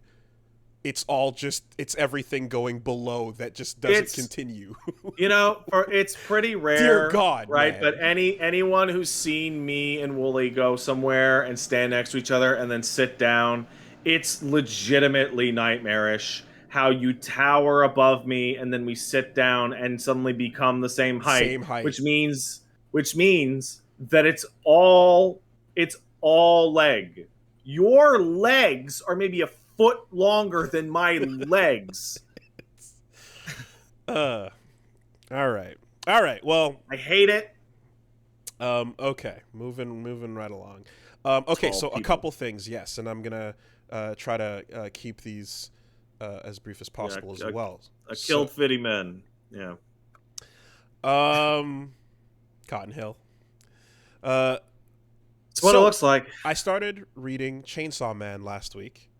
I got Yeah, yeah. about I got a couple chapters in, and I was like, "Oh, this is interesting." And you know, like I said, does what it says on the tin. I decided to sit down and read a couple more. So, pretty much like one night after that, finished off an Elden Ring session, grabbed the Mhm. iPad, started flipping through, and got up to get some dinner and went back and flipped through, and then noticed that as I was flipping, I hit something that said uh, end of chapters, up to date, part 2, chapter 2, come back next week for chapter 3. And I was like, oh shit, I just read all of it in one night, and it was What? insanely easy and fast to do. I did not realize. It's not One Piece. It is not One Piece. So I'm fucking that- caught up on Chainsaw Man. And it also is like the type of thing that was compelling enough that I was like, ooh, I'm just going to keep going. Let's get another volume. Wow. It's the opposite feeling of like a JoJo part, for example, where like you're going through it and you're like, okay, we're in for the long haul and it's great, but you know that this is going to be your day, you know? Okay. So first part is just ended in March or something here in just Japan, and ended or that's so. 11 books. Yeah, 99 chapters or so. And then there's now part 2's beginning, and there are about 2 chapters in. 99 chapters. That's still quite a bit that you read. It is quite a bit, but fortunately, like, it's the type of book where, again, dialogue is minimum, like action and like, you know, spreads are like they're doing their thing, they're taking up their real estate, and even when dialogue is happening, it's very minimal, it's very simple. This is a really like it's a very visual story, and Yeah. and it's Flip also through it trying after. to keep things kind of it picks a theme and it sticks with it, and it's like we're not gonna get too fussy or mussy about it. You know where this is gonna be the whole time. I don't know if you've seen any or heard anything about Chainsaw Man, Ludvig. I remember when it first came out Mm-hmm. and seeing it and being like, well, that's the thing. Mm-hmm. Like the over the top character look and everything, and Mm-hmm. I never got to reading it, but figured I'll watch the anime when it comes out. A friend is writing the music for it too, so Cool. definitely gonna check that out. It's like been on my radar basically. Yeah, I think I feel as if like the creator might have drawn something with an aesthetic that was like, what if a big monster wore a suit with a tie and had that tie kind of flailing in the wind, and then the head and arms were just big monster things happening, and kind of went and took that almost graffiti like piece of art and then went, let's turn this into a thing, you know? Kind of similar to when you see like the helmet and tie in guns in PUBG or so, right? But that aesthetic with the tie thing comes back a good bit, and you get to see like people with powers and suits. It's pretty cool. I enjoy that aesthetic. This fucking thing, they tell you right away. They tell you this is a world that is pretty fucked up. The characters, everyone's fucked up. Everyone's crazy. Everything's kind of crazy, and it's and like demons existing and people dying is just a fact of life. So you This get happens, man. you get used to that pacing really early, and like it trains you to kind of like stomach these kind of fucked up things right off the bat, because then it just goes all in on them and like spikes it with some unbelievably sick action scenes. And there's a number of like, it's the kind of thing we're looking at it now, I'm like, I know exactly why I want to see this animated. There is 2 fights that are like the peak of this first part entirely, that are hopefully going to be like the most brilliantly animated things about it. And it's it's a little bit like to fucking go back to the mid aughts, the early aughts. There, it's a bit like knowing Rock Lee versus Gaara in Naruto is going to happen and get animated eventually, and hoping that it's going to live up to that moment, which I imagine it will, because fucking unbelievable fights in this thing, super cool with the choreography and the action. That stands out definitely. And then the fact that like the pencil work in the manga is also it shows through on the ink. It's they ink over incomplete pencil at certain moments, and it adds a rawness that they're going for as well that I really like. So that's very strong. Characters, almost universally, like I said, fucked up insane. I feel like they introduce you to, you know, the main character and then the extended cast as you would in anything that would be in Shonen Jump.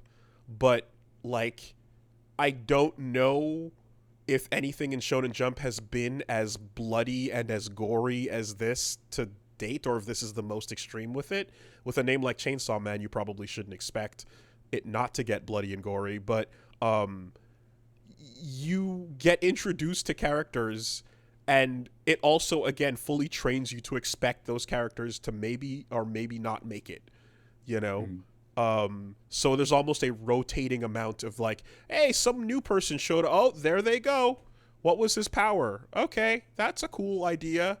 You know, like it constantly just has this revolving door, but like life is short and cheap in Chainsaw Man world. What's the phrase? Short, nasty, and brutish. Yeah, yeah, definitely, and you know, in many cases, almost played for comedic effect, depending on like what they're trying to punctuate. But like your whole thing where they promise you that these, hey, warning, multiple people have the parts where the book stops and says, hey, warning, people are insane. Everyone in this part, in this section, in this thing, everyone's crazy, you know? And you kind of go like, yeah, I know. And then you get to like the build up, the finale, the big thing. And again, no spoilers, but you're forced to stop and confront that and go, I knew it was going to be crazy, but this is still massively uncomfortable and kind of horrifying in the direction it goes. But it's not out of theme. It's the thing they promised you, and then they deliver on it, and you're left feeling massively uncomfortable, but you're like, I guess I only have myself to blame for like expecting it to be less than this, you know? That's the best way I guess I can put it. They kind of have these characters that are set up where you get introduced to like this kind of serious, almost rival-like, revenge-driven, sword-using, special eye kind of. It's not a Sasuke. You know, like it's like, oh, is that it? No, it's not.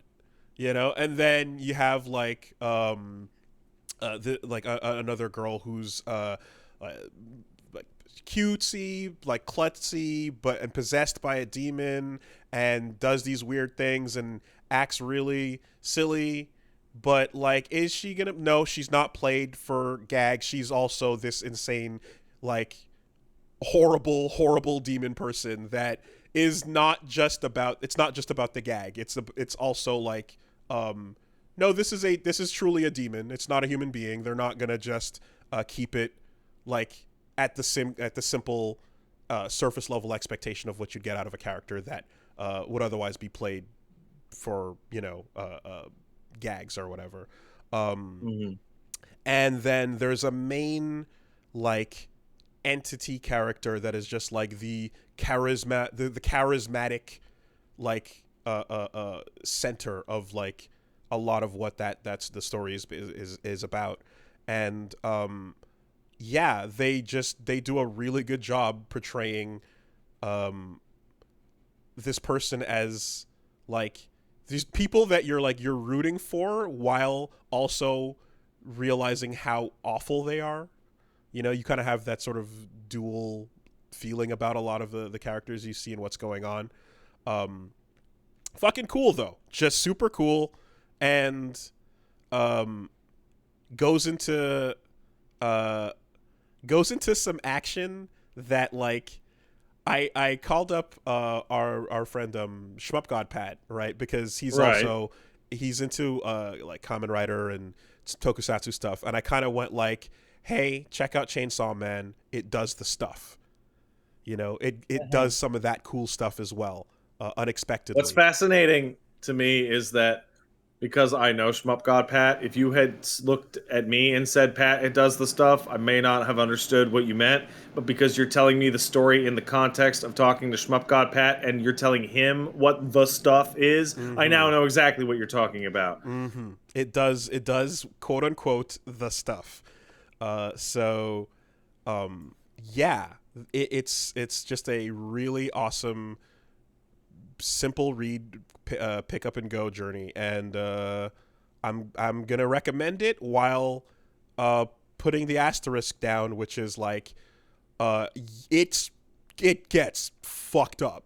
It gets really fucked up. Everyone's It's called traumatized. Chainsaw Man. Everyone's horribly Kissed His abused. Bear, Everyone's man. horribly abusing. Bad things are happening left and right. It's and then it ends ends on a bang. And then it starts act 2, which is an interesting thing because I guess they're gonna I like that they decided to cap off a part and whatever. I'm not going to talk about anthologizing things, but there was nothing else to be said at this point, and so now we're going to perhaps move forward and see what else is going to go on in this world, and so I'm going to keep reading that up until the animation drops. But Chainsaw Man, fucking do it. If you've got an evening, jump on that. And the Jump app was again, pretty easy to get through, and just one thing I had a heads up about was there was one chapter that was removed. I think it was chapter 59. Go read that elsewhere because it was removed for censorship purposes on Shonen Jump. Really? Again, this thing doesn't strike me. I wouldn't expect it to be a Shonen Jump. In I don't know. My images of fucking Dragon Ball, One Piece, and Naruto are much squeakier clean than what Chainsaw Man does. So, yeah, in my history of watching One Piece, the worst thing I ever saw was, man, Luffy hit that guy really hard, and he had a big cartoon bump on his head, and he had some teeth blacked out. Ooh, boy, he beat him up real bad. Yeah, no, Chainsaw Man jumped at you, and then the things that happen when a chainsaw hits a person happened to you. Or let's draw that. So what you're saying is that Chainsaw Man being in Shonen Jump is similar to, oh boy, I sure hope I can read my new Shonen manga like One Piece and Dragon Ball. I wonder what's going to happen, and then you turn the page onto something that would look more appropriate in, say, the Berserk chapter. Yeah, no. If they ever made if they ever made a Battle Stadium DONC, because there's Battle Stadium, Dragon Ball, One Piece, Naruto is like an old fighting game. If they made Dragon Ball, One Piece, Naruto, Chainsaw Man, it would be like Luffy, Goku, Naruto, just blood, screaming, horror, death.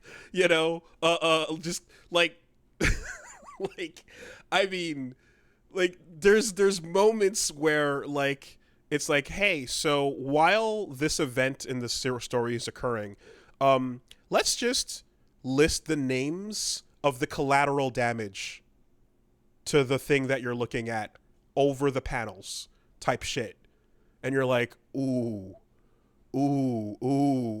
fuck. Okay, yeah, this is... But you've already kind of been desensitized to the horror, but it's still finding ways to make it worse, Anyways, well, definitely... that sounds like a pleasant read. Definitely stands out from my expectations there. So Chainsaw Man, yes, fucking awesome. Yes. I've had some like middling reviews on it from people, so like cool that something that I was originally excited to check out is being enjoyed. Hearing about that, I think there, and I'm not sure, but if I had to guess, I would guess their main criticisms would be about the finale of the first part and the way they decide to play that. And I am made uncomfortable by that finale, and I'm hoping that like it will make sense with added time. You know, I'm like the things that I could see people complaining about are the finale, and I agree that I'm like, yeah, that's massively uncomfortable. Part two might give us some more context for what's up, but ultimately, if you don't get any, you can kind of just go, well, they said it's fucked up, so when it got fucked up, that's what was on the tin. All right, so leaving that alone, the other thing I did was I went and I watched Nope, the latest Jordan Peele film. God damn it. I've heard good shit about that. God damn it. Why are you so mad, bro? Because in Japan, movies come out like 6 months after everywhere else in the world. Okay. Well, don't worry. I'm I not mean, gonna. no. No. I'm excited to hear about it. Yeah, I mean, I'm not gonna. The marketing deliberately is trying to dodge giving you information about this movie, and I'm going to stick in line with the marketing. I know only the most barest of the premise, which is what they want you to know going into it, so that's pretty good. What I will say is, putting it in, I think it's what I like. You're is all right there, you, Pat. all right. I'm gonna choke on water. Oh no! You know, the new Herman Miller Embody also has a nice little curve for self Heimlich if ever needed. You can lean right over that, so it's good to go. Sometimes I just choke on nothing. You ever choke on nothing? No, but I've seen you choke on nothing many times. What? How come only me? I don't know. I don't know. Okay. Anyways, so I don't know if have you seen Peele's other movies, Get Out or Us? I've seen them. Okay. I have not. Okay. You haven't? Okay. Well, I've told you about them. Get the fuck out of here. Yeah.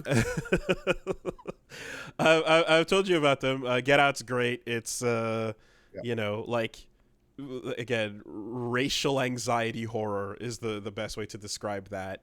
And Us, similar, but then a little more zoomed out. And I will say that, like, I loved Get Out. Us, I liked as well, but I feel like parts of what makes these movies strong is kind of like knowing what they're referencing, knowing what they're going for. You know, Get Out in particular has a really great way of like reaching in and kind of like, if you've had awkward racial experiences with people, like if you're, you know, this movie knows it targets those things and goes like, okay, what if we took that to 11 and then 12? The Boondocks also is a fucking masterwork at like nailing that awkwardness. The opening scene of the first episode with the garden party, where Riley is complimented for speaking so well, Right. is like, comes to mind, you know. Yeah, it's really great at that, and of course I'm a enjoy seeing that depicted. But I can't believe how intensely Boondocks nailed that, because you mentioning the Boondocks garden party set off a series of like brain signals that have me wondering if we have any cheese in the fridge right now. sure. Sure. I mean, And the Boondocks sound like. Yeah. it's just it basically just like, yeah, like bunch of awkward. You know what it's about. Yeah, awkward people being awkward around black people, and just how to deal with that or not, for that matter. In this case, the titular "Get Out" says get the fuck out of there. So that's great. Us, I feel like parts of Us didn't land with me because there's a big aspect to it that requires you to understand something very American, like you know, like I feel like a big part of the where that movie goes and its like premise is like there's like some stuff that happened in the 80s in America that I'm like, I'm Canadian, I have no idea what those things are. But if you explain it, okay, cool, I'm going to follow along. But as a result of like leaning heavily onto that, it didn't land as hard. Yeah, But I was a bit lukewarm on Us mm, myself. Yeah.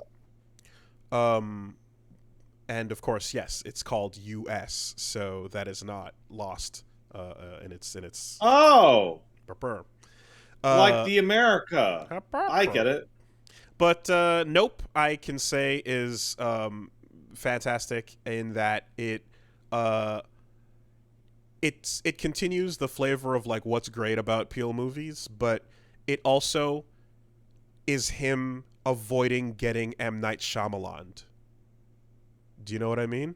Like M. Night Yeah, by making a Shyamalan, movie that looks like Signs but isn't Signs. or even Sixth Sense, where like he was put on the map for the twist, and then the twist became Yeah. the punchline, and now it's self-parody, right?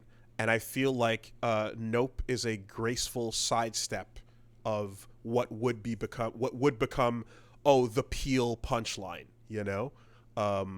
by going into just something that is just more a more generalized unknowable horror type of So wait, are you saying that the twist to this movie is not racism? it's not. There is racism, and it does exist in components and Yeah, of establishing course. setup, but it is not in fact the main thing. Because Get Out was even not having seen it, I'm fully aware that the twist wasn't racism lowercase. You thought it was going to be racism with the capital, but it in fact was racism in all capitals, which is its own super twist. Yeah, it is. I mean, and for that reason, like it's gonna be hard to top because the journey through Get Out to like to the end credits is one of like I never would have expected that, and I don't think I can get that recreated. And nor should it. So thankfully, this is not trying to do that. But I do really enjoy that. Like, this is just about the type of thing that I find legitimately scary in the unknown, the unknowable horror, not necessarily the out and out understandable like evil man with the knife coming to get you, but the mystery of the Amigara fault, Right. that sinkhole that opened up in the ground, that horrible shit that's like, what the fuck is, wow, what is in there, what is that, right? That's what gets me. And as a result, I feel, with horror movies, with survival horror, with a lot of that in general, it really is mostly misses for me, occasional hits. And I've talked too much about how I love, like, of course, Alien and the way it plays with not seeing the fucking thing. Obviously, Jaws is incredible at that too.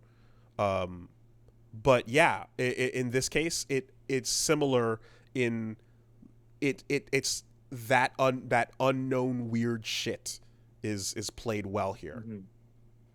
So I'm gonna jump in here, and you described that your experience with horror has a lot of misses. As somebody who absolutely adores the horror genre in games and film, let me tell you right now, the reason why there are so many misses for you is that horror fucking sucks on the average.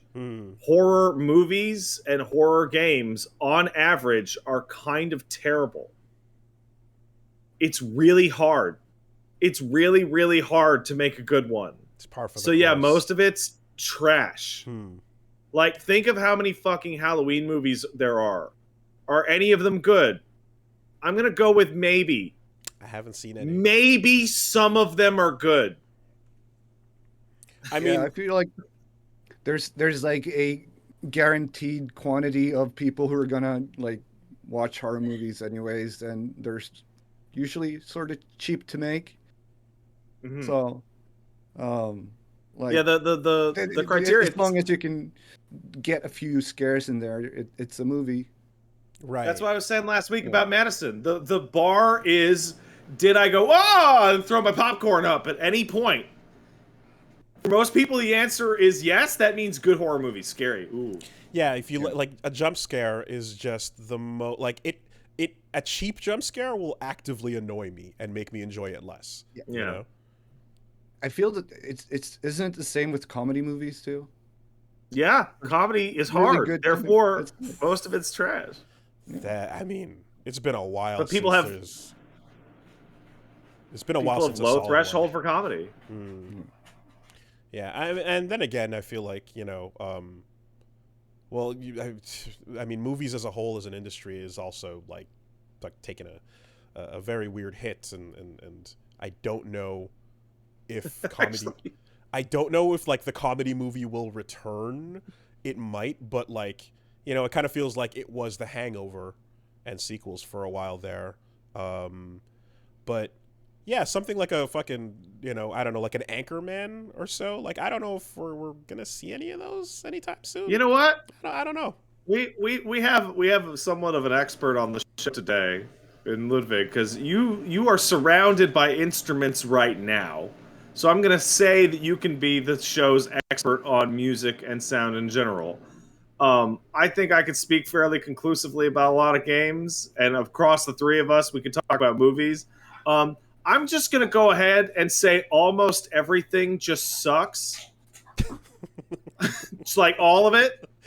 Like if you were to listen to 100 random songs, most of them would be fucking terrible. None of this matters. Nothing matters.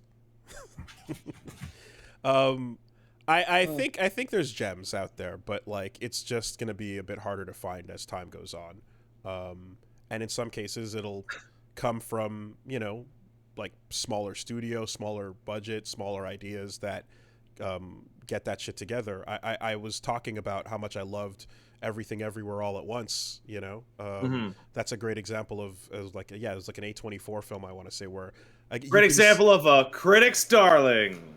And you great example of another movie that we still don't know when it's coming out in Japan. Thank you very much. Yeah. Or maybe they announced it, but it's still not out.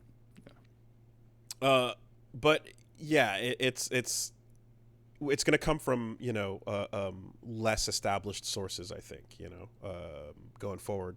But all that to say that Nope is it's really solid, and there's a lot of fun, I guess, like reference dissecting going on in that sense. Like Peele is kind of like a Tarantino in how he's like putting a bunch of overt and then also really like subdued, like, did you catch that fucking reference to like this particular thing or this particular scene, this movie, whatever it was. And in some cases it's like, oh, there's a little shot here that resembles like the kids hiding from the velociraptors in Jurassic Park, and then but at the same time, here's a dude wearing a hoodie that says the fucking Scorpion King on it.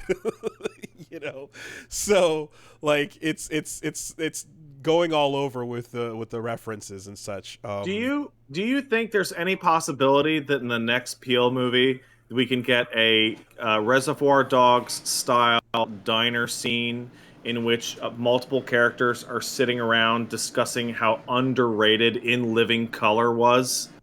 I don't imagine that'll happen. I don't see because that's what I want. I don't see that happening, nor do I see a 40-second zoom in on feet. However, who knows? Because I think with this, Peele is kind of going like, okay, I can, don't box me in too much. I can do some other stuff, and it also is the type of, like I said, it's the type of horror that worked for me. I was actively afraid of the thing while I was watching the story, and I feel like when I was walking out and talking to Punch Mom about it, I was like, there's so few things that give me that feeling, that which of the titular, like, nope, don't want to know. Nothing to do with that. Get that shit away from me. That exact like reaction. Yeah, does a really good job with that as well. So I would recommend it. And no, you don't have to go back and see the trilogy to actually appreciate any of this. But it is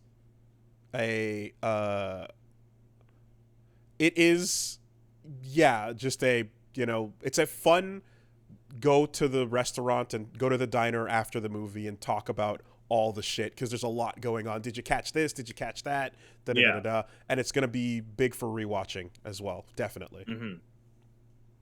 So nice. Fucking Peel with the amazing IMDb.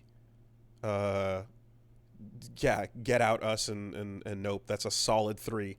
And obviously fucking Key and Peele show, and then like Fargo, and like that's good. That's a quality list of things to work on, and then directorial debut as well. Not that Ludvig's is anything to shake a stick at, sir. You got a cool list of shit you've worked on yourself, starting with PT. Starts with PT, does it?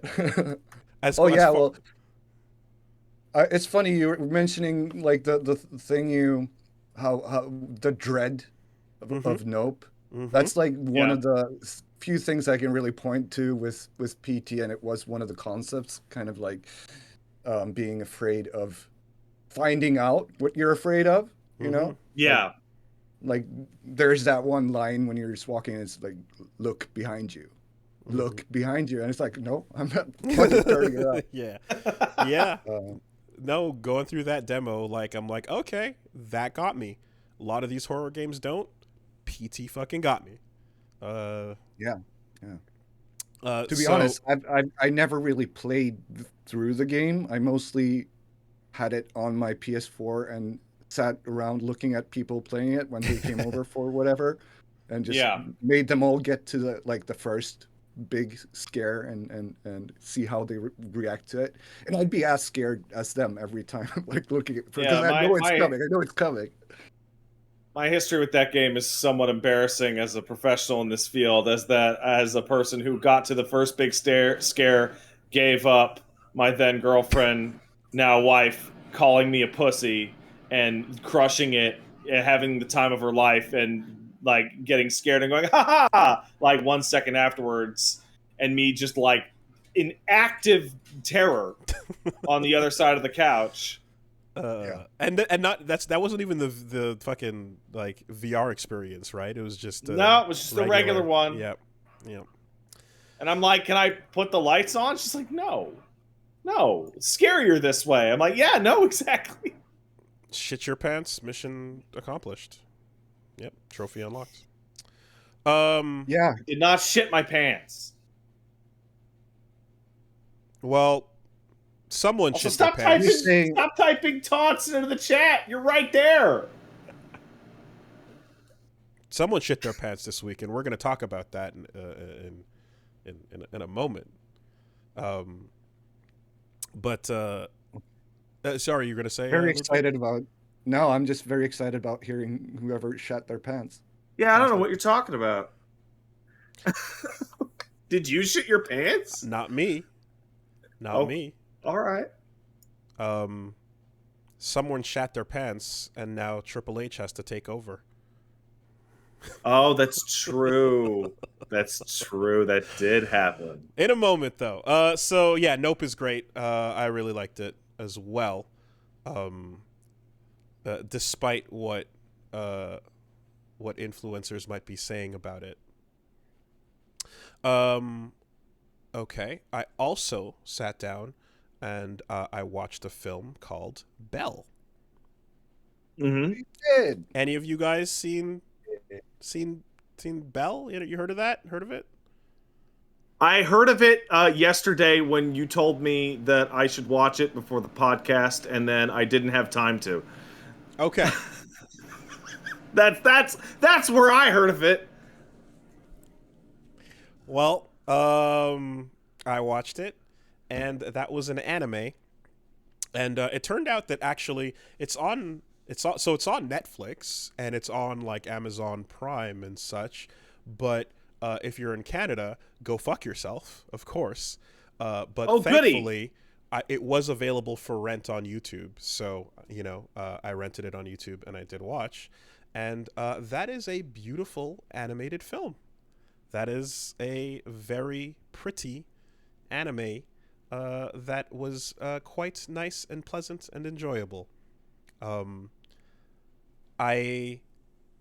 hear that I noticed you're spending some time praising its visuals. Are you doing that because it sounded like shit?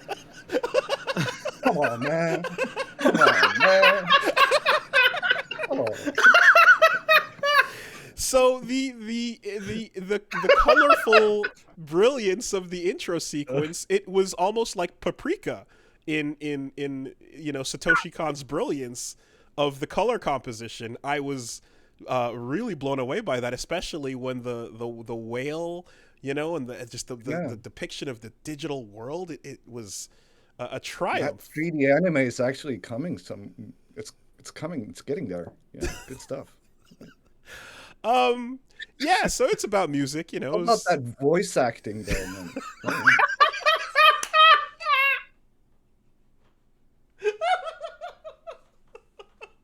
Oh man. The marketing was amazing. Like, I love you, man. Oh, this is great. Oh. I hear great stuff about the HR department at Studio Cheesy that did the movie. Saw the producer on TV talking about the movie. He seemed like a really nice guy. Good producer, like, not bad, Good producer. Good thing. I hear there was an excellent craft table. Good spread. Good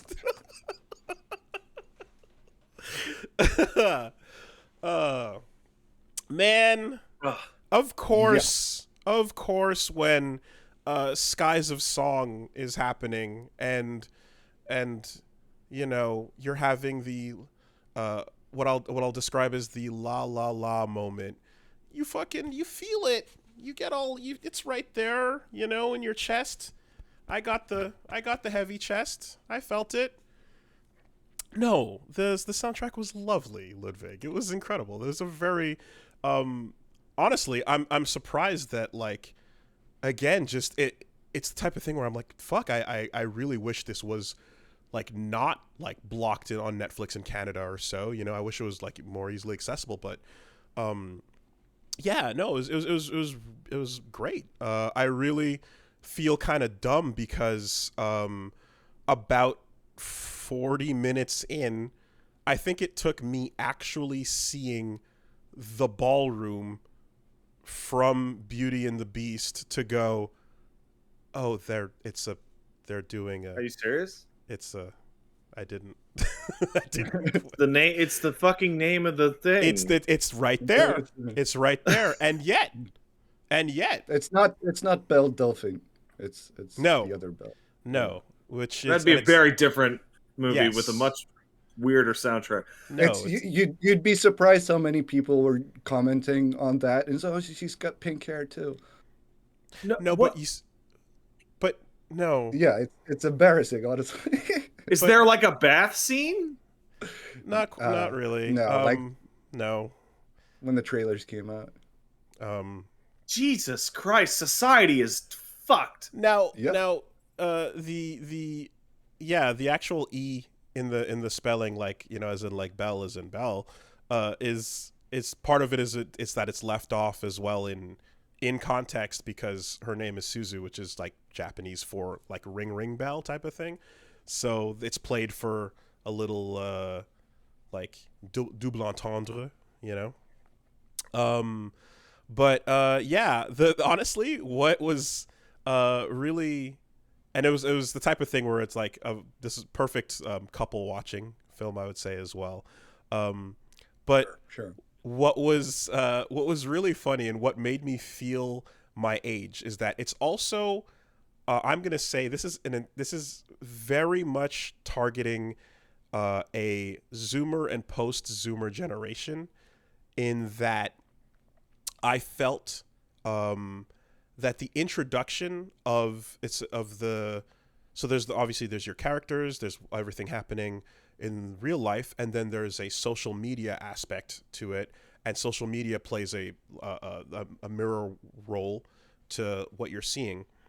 And the parts of it where, like, I would look at moments of like social media crisis and or digital like anxiety, and I would be like, okay, time to just go offline, time to walk away from the phone, put the thing down, time to pull a Tyler the Creator and just turn the screen off and leave it alone, right? But in the world of the characters of these kids who absolutely are reflective of modern kids, there is no walking away from that. That is your world, right? Like being online, being a part of that digital, being a part of your social media with your friends, and counting up every like as your photo is uploaded, and then finding the friend that didn't like it fast enough and then going and asking them, why do you hate me? Is absolutely something that like is real. If you watch The Social Dilemma, it talks about like that level of entrenched social media with, the internet generation. And I know that you combine that with kind of like Nico Nico as well, and like the more Japanese side of things, and it's like, oh yeah, no, like the message boards, the school message boards, the classroom stuff, all of that it's a part of your life. It's not even like separating it from you is possible at all, Right. So that's a foregone conclusion for a lot of younger people, and like this movie is in that lens. Do you know what I mean? Does that make sense? To me, it makes sense because I was there when we made it, and it was one of the concepts, Yeah, I'm It's more like, am literally I the off thing on that this or was awesome. okay? Yeah. What? Okay, all right. What was it like? Do you really feel that you nailed the post-Zoomer aesthetic? I just wrote the music, man. I didn't give a fuck.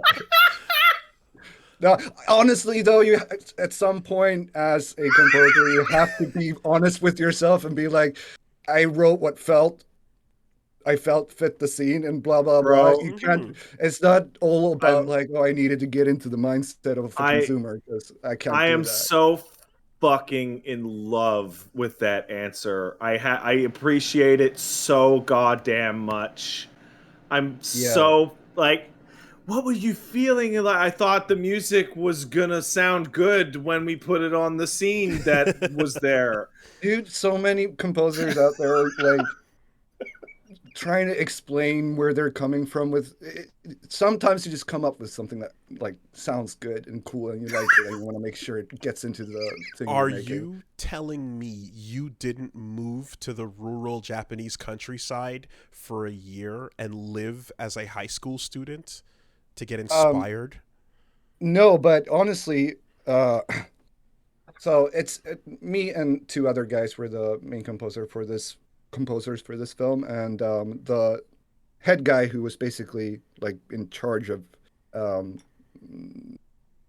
talking to the director and everything, Taisei-san actually did go to the like village pictured in the film and the bridge that you see them walking over, and he sat down, and that's where he wrote like his main song that's in the film. So That's a real place.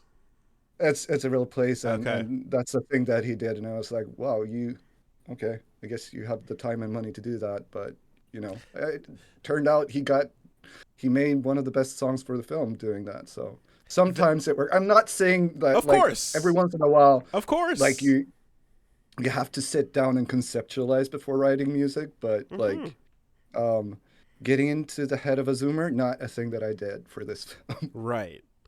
I Yeah. mean, it's also, like from what we've heard about production, like Koji Pro also went around the world and, went to locations to scout things before like coming back to recreate them digitally, right? Which, when you're going that meticulous in detail, of course, you want to get as much in reference as possible. So that just makes sense. Yeah, when you're talking about being authentic, you got to do your groundwork, your research, and all that, for sure. But yeah, that was definitely the one standout thing, as like as an adult kind of watching the story, and you know, and again, like Punch Mom as well, we were both kind of like, yeah, there's a like a feeling of being like handcuffed to your digital self, that comes with like kids these days, you know, and like, and and probably like reducing that exposure, or you know, proposing that that exposure gets reduced might elicit an even worse reaction, depending on, you know, how bad the situation is, of course. So I feel that like if you're someone living in that reality, this is gonna very much fit what your day to day, like every mandatory online experience is like. We're going to have emails later. So, by the way, if you're listening to this podcast and you are fully current or post-Zoomerist utopia, you can write in and tell us if you've watched this film, if it adequately described your life status in terms of the social media. If you were born after the year 2000. Is that a Zoomer? I mean, that's a quick way to I don't know what it is. I don't know what the generations are anymore. Yeah. I think that's like the raw simple cutoff. Ludwig, how old are you? I was born in 87, so I'm okay. So you're younger than me. Yeah, you're right. We're all right in this horrible millennial fucking shit. Mm-hmm. Yeah, it's garbage. Anybody who can easily count their birthday by looking at the year it is, you know, minus 1 or 2 and or so is going to be included in that. But yes, no. That being said, you know, when you get the chance, check that out, Pat. I think. Is the movie good? Yeah, it is. It is good. Good movie. It is a good movie. Okay, good. Did you watch the English version or Japanese version of it? So the version that was available for rent was the English version. Okay. Well, it needs to be said that we're very happy with the English version as well, because we had the opportunity to actually go and record Kylie, who did the English Suzu and Belle, record her songs in New York with her. Oh, cool. And it's the one version where we had like full control over outside of the Japanese version. So I got to translate the lyrics and everything. So good times. And I feel like the English version is a strong version as well. Though I'm usually for anything anime, obviously since I speak Japanese, I always go for the Japanese versions. Yeah, that is. You worked more on the dub, so so the dub then is what you're saying. No, I obviously worked even more on the Japanese one, but there's also like a Romanian, German, Polish, and like Norwegian version of it. Okay. Those are not versions that I'm commonly familiar with getting dubs at all. That's cool. It's weird, right? And like Chinese and that also, I think. But for those we because of COVID, partly we weren't able to be as much of a part of the music production or music localization production. Okay, so they just kind of handled the not just the dubbing, but the like rearrangement of the music as well. Yeah, okay. We did one of those like Disney localization packages where they like just basically needed to do things in a certain order in a certain way, and it would sound right. Okay. Pretty much. Yeah, well, I mean, my preference is to go with like the language of the original, you know, in like thing. Yeah, and you like to kneel in front of your television while you watch it. God, bleed from my goddamn calves and knees while I do so. Yes. It's the only real way, Wooly. Come on. Yeah, that's. But they don't have sofas here. Yeah, but no, I in this case, you know, with that, I felt it. Yeah, the dub was more than fine. It was very solid. It was good.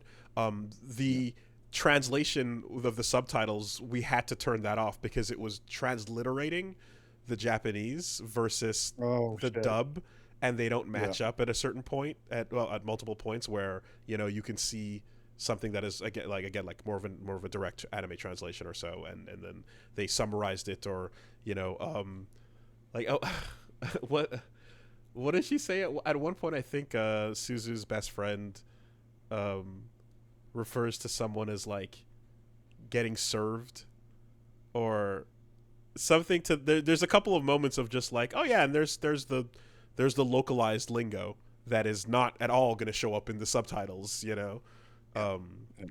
getting dragged, excuse me, someone gets dragged in English but not in Japanese. So yeah. Now, why would you have those subtitles on to begin with? It was again by default, but it's just like, yeah, okay. Right. I also have to say, since I've been streaming and LPing for so long, I watch everything with subtitles on, even stuff in languages that I already speak, because it's kind of become the default for me. It helps in a lot of cases, but what was it? Squid Games is another example where, what you're reading and well, at least in English, what they were saying is just off. But in that case, I'd say, don't watch it dubbed if you can avoid it, right? Right. Oh, the Squid Game dub is fucking crazy. It's fucking nuts. It's like a whole different beast. I think I told the story about I loaned my friend Old Boy on DVD, and she watched it and went like, yeah, it was okay, I guess, but wasn't anything special. And in the course of the conversation, we kind of realized that by popping it in and just pressing play, it plays dubbed automatically. And the dub for Old Boy spoils the movie itself well before it gets to like its third act, and it's just like, what, like, how to butcher your own product, by having a bad dub. Like, Jesus Christ, man. Yeah. Also, you know who you can blame for people like me using too many subtitles? You can blame Chris Nolan for making multiple movies back to back in which you can't understand what a single character is saying, even though they're talking in like an empty hotel room. Yeah, that's the whole conversation. Talking about. Hey, do you think this is a dream? What? What? Fucking. There's no background fucking soundtrack to the scene. How did I not understand you? That being said, if it's directed by Guy Ritchie, turn the fucking subtitles on. Yeah, maybe. Don't go round and round the Rero. That's not real, Wooly. But what if you're wrong? Anyway, so that was all no great. idea what he's talking about.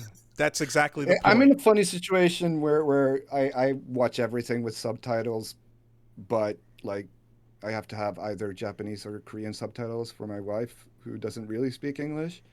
Okay. And that means that we cannot watch anything that's not either Japanese, Korean, or English because, well, I mean, I could watch stuff with Japanese subtitles, but I zone out. So like whenever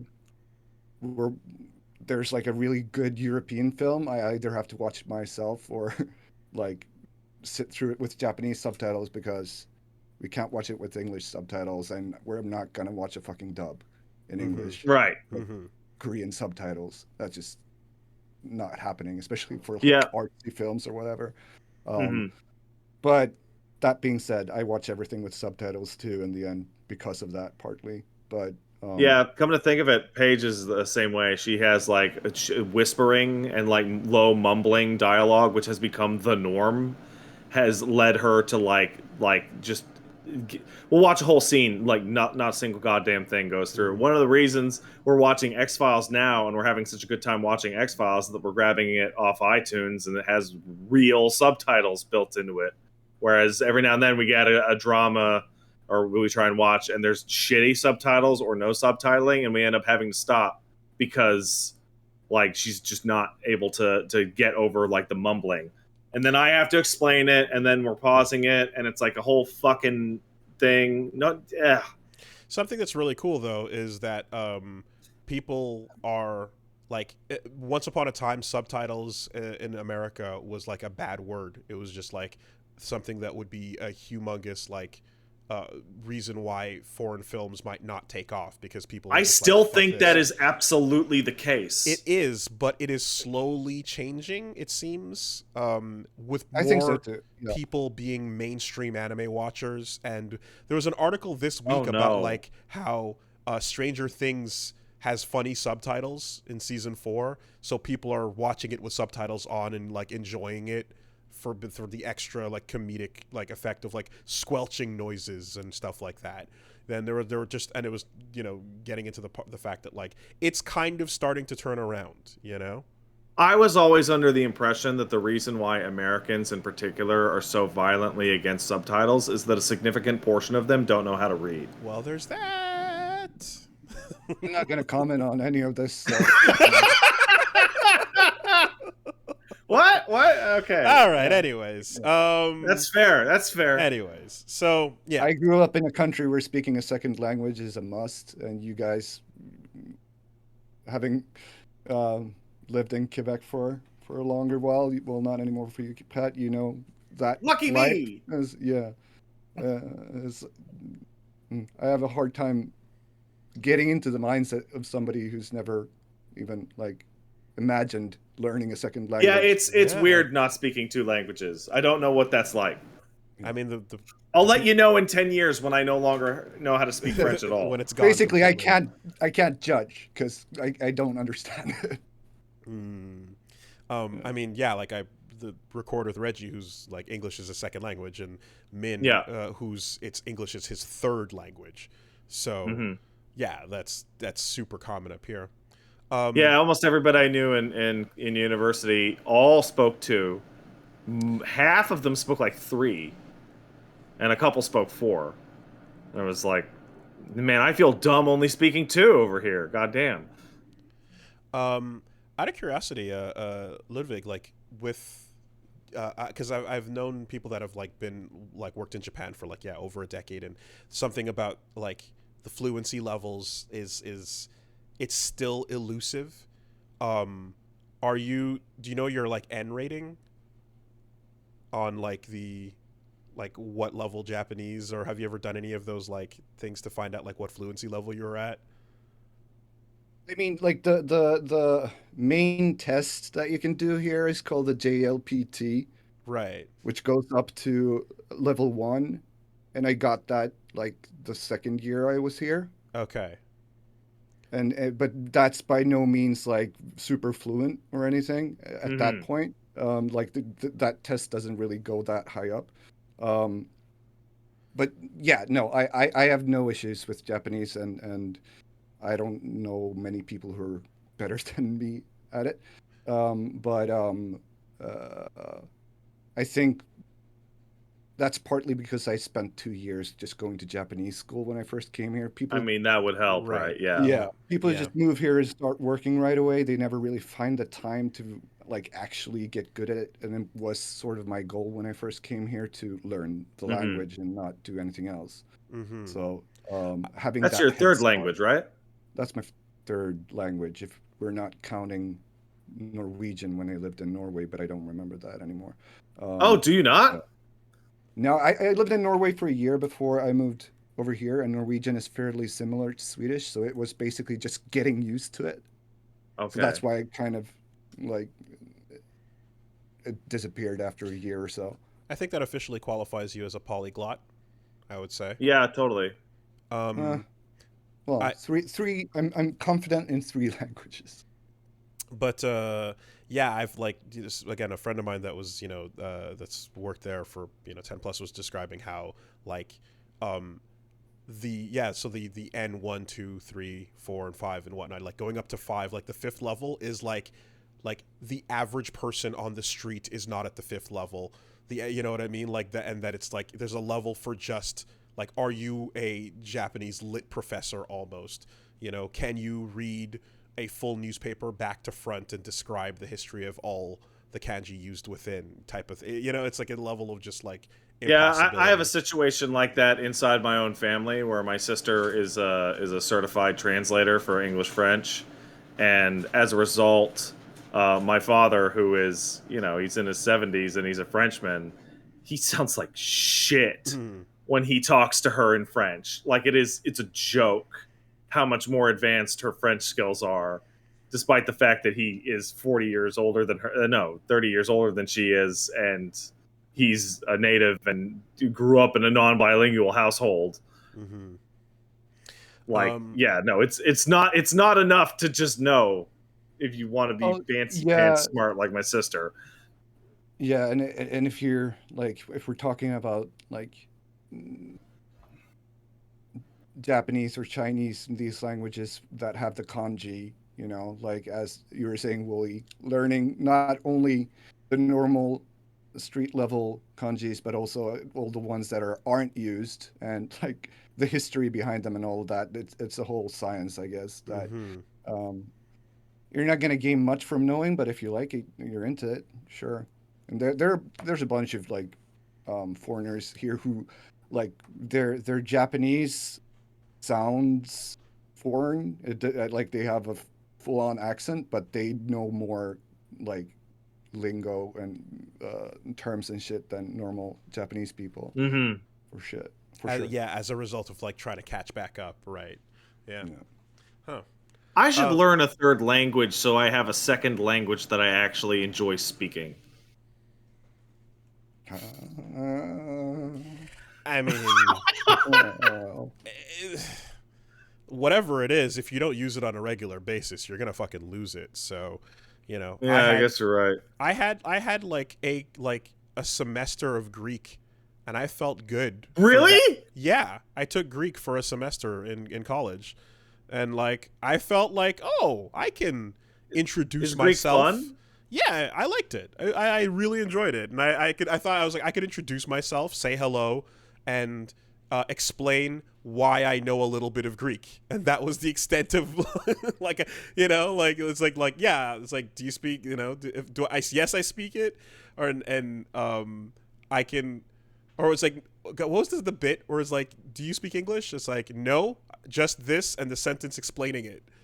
Or whatever, or whatever, something like that, where I'm like, I had a solid 1 minute of conversation, and then you don't practice anything, you don't talk to anybody, you don't use it, you have no reason to see it. It's gone. Your brain atrophies that off and fucking ships it. Like you're not gonna bother. Sure.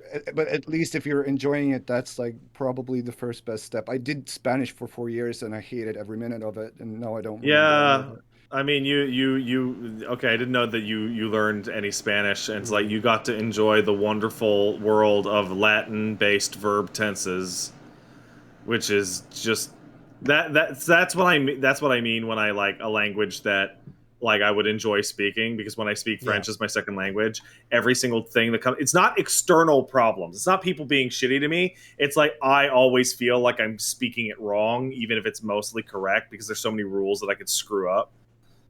Yeah, no. All that Greek is just frame data now. It's just fighting game frame data.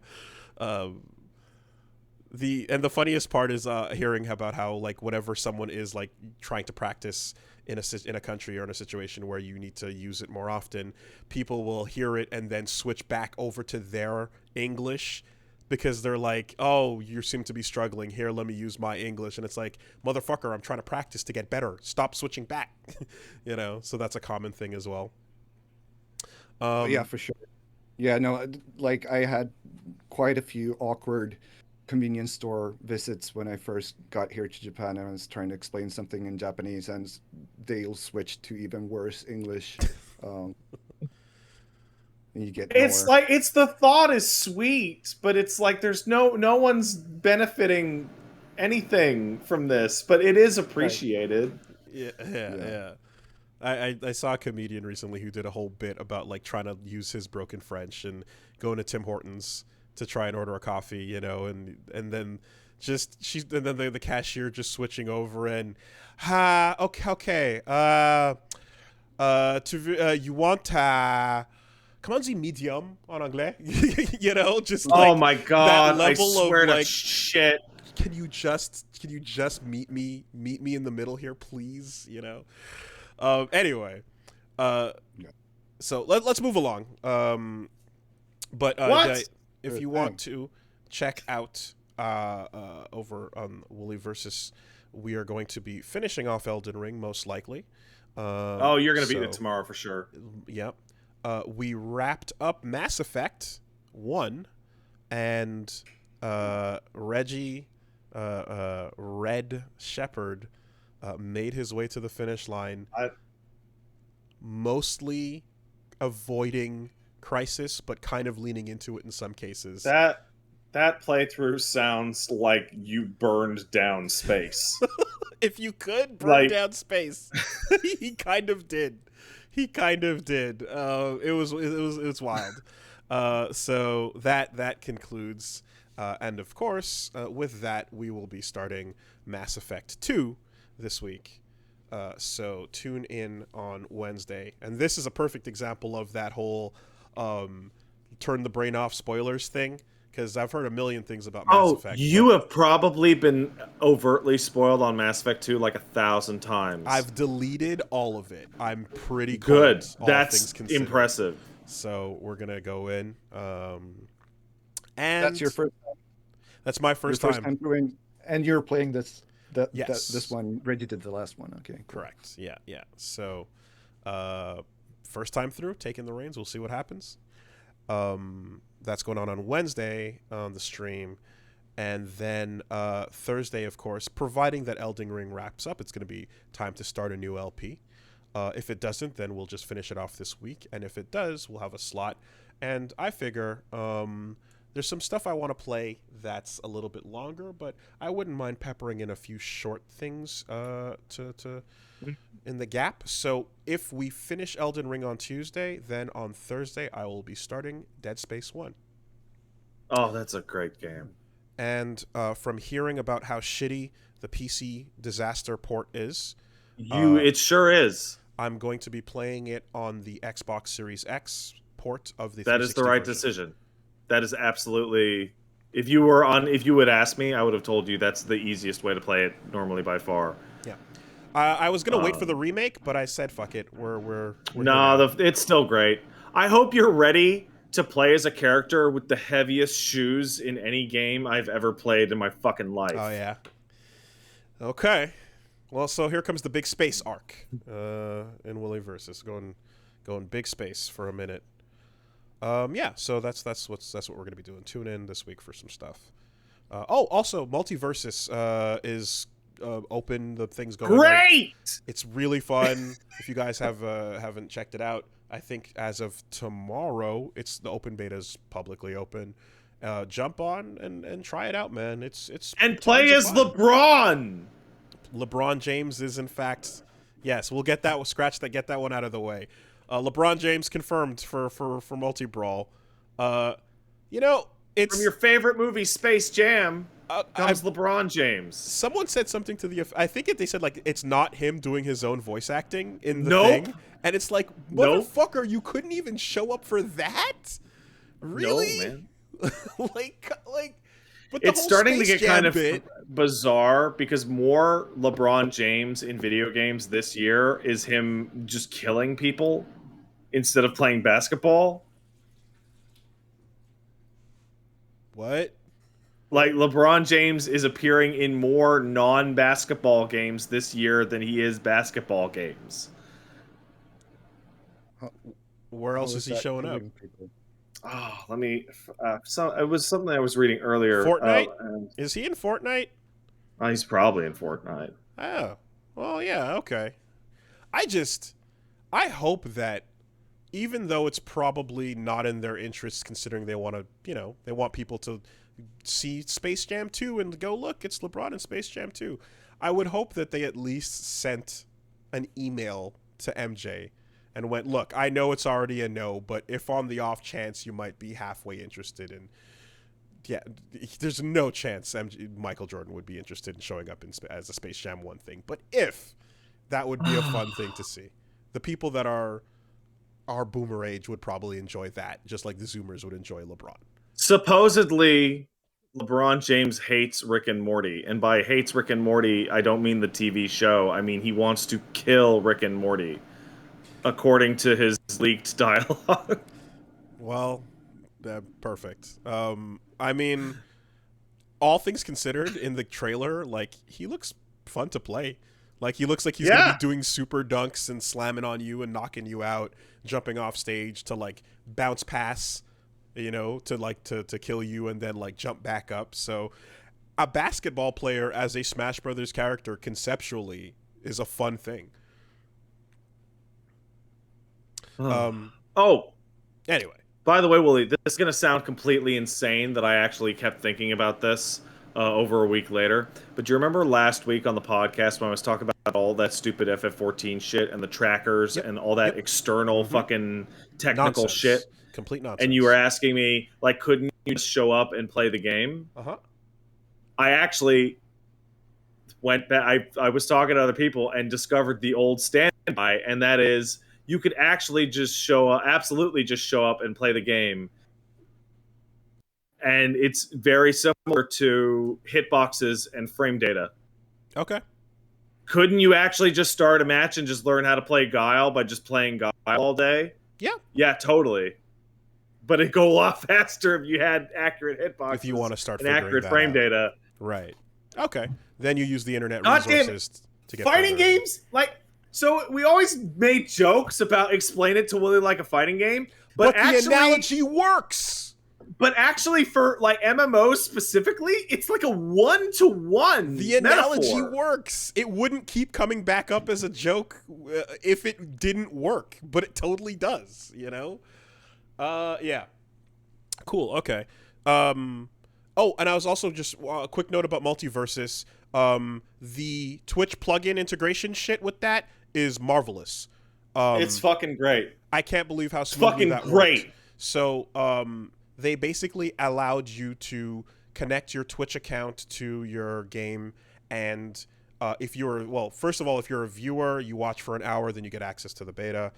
If you're a streamer, they let you create a lobby, and then people in your Twitch chat can just click to join that lobby, and you can click to bring them into your game right away, and just have a queue of people who are viewers that are like, oh yeah, I want to play with you when I get up, when whoever's next, you know?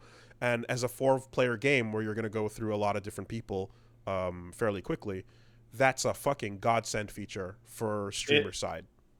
It is by far the easiest game I've ever played in terms of getting people watching the show to get in on the show and play on the show. Fantastic. You want to talk about get into fighting games? Like, that's a great feature for that. So just another thing on top of the, you know, like rollback, 4 players, free to play, solid gameplay design, all of this stuff going on with MultiVersus. Like, it's landing, man. It's doing it really well. And the incentivizing, you know, people to just play with a streamer that they're watching and allow you to effortlessly get people in and out, queued up, no friend list nonsense, any of that. Because the friend list on Steam, if you have to manage that to play games with people, is nightmarish, you know? Yeah, so this completely bypasses that. Wonderful feature. So the only thing I want to talk, because we're already running long, but the only thing I want to talk about MultiVersus is that out of all, I really loved playing Strive. I really liked playing all the fighting games that I've played over the past couple of years that have come out.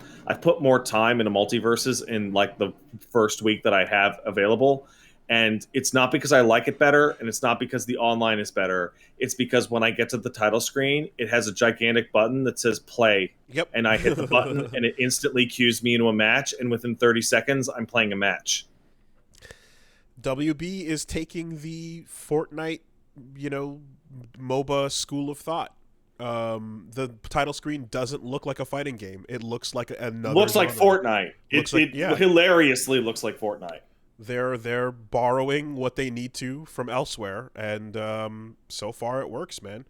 And it's not like Strive where I load into the game and then I go to the lobby and then I walk up to the arcade machine and then I put my fucking sword out and maybe somebody will fucking walk over to me and play a match within the first 10 minutes. None of this would matter if the game wasn't fun, but it is. So, kudos. That's you know, you're gonna get to check that out. tomorrow as well. So if you haven't jumped in on MultiVersus already, give it a shot. I think you might like it, especially if you enjoy Smash, and if you've played any Smash clones.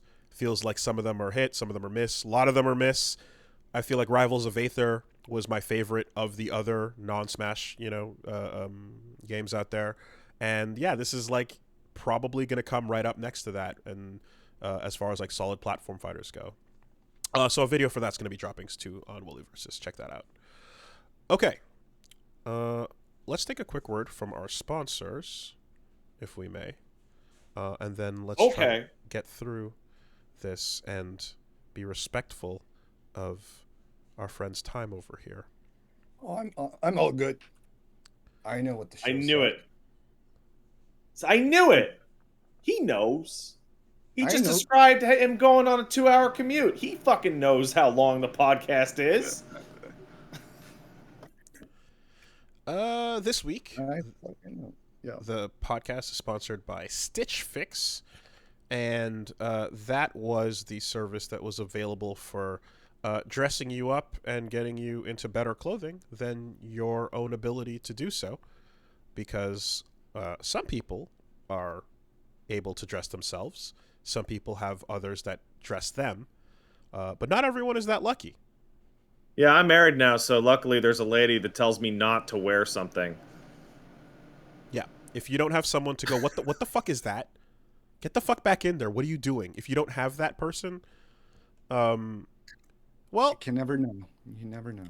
You got something like Stitch Fix, which is basically their deal is they are a service that'll send you a number of items of clothing for you to check out, but they're going to be based on you do a little quiz. They figure out what works for you. They're expert stylists that see what fits your size. They see what kinds of fabrics and kind of things you like to wear, what you don't. Also, what your price is like, what your style preferences are, and they figure out based on all of your preferences what's going to work for you. You get 5 pieces to try on at home. You keep what you like. You send back what you don't. And the shipping, returns, and exchanges are easy and free. No subscription required. You try it once, and you can set up automatic deliveries if you want. But if you don't, that's fine. There's no hidden fees ever. So check them out and see what they got to make your body look a little better. Give you a little bit more drip, as they say. What if my style focus is Silken Goku's? Can they help me? I mean, you got to get out the big guns for that one. They're going to have to call in the specialists, but I think they might have something for you. That's impressive. It's going to take a bit. Sign up today at stitchfix.com/superbeast to get $20 off your first purchase. That's stitchfix.com/superbeast to get $20 off your first purchase. Limited time offer. Purchase within 2 days of sign up. Thank you, Stitch Fix. Thanks, Stitch Fix. Cool. Thanks, Stitch Fix. You don't have to, but sure. I'm sure I it's don't think appreciated. they exist here in Japan. I mean, there's stuff that doesn't exist in Canada either, where it's kind of like, hey, what am I supposed to do? But in any case, okay, so news-wise, and Pat, you're cool if we forego a bathroom break, I guess, just to... I mean, even if I do take a bathroom break, now there's another person here that you can regale with your news, and I can just listen to you guys while I'm peeing. That is, in fact, a possibility, but we're going to go pretty quick. Can I go get some coffee, though? Okay. The guest wants the coffee. You couldn't escape. All right. Okay. No this problem. This saves me from a repeat of that time I accidentally peed on stream. More about accidental bathroom usage in a moment.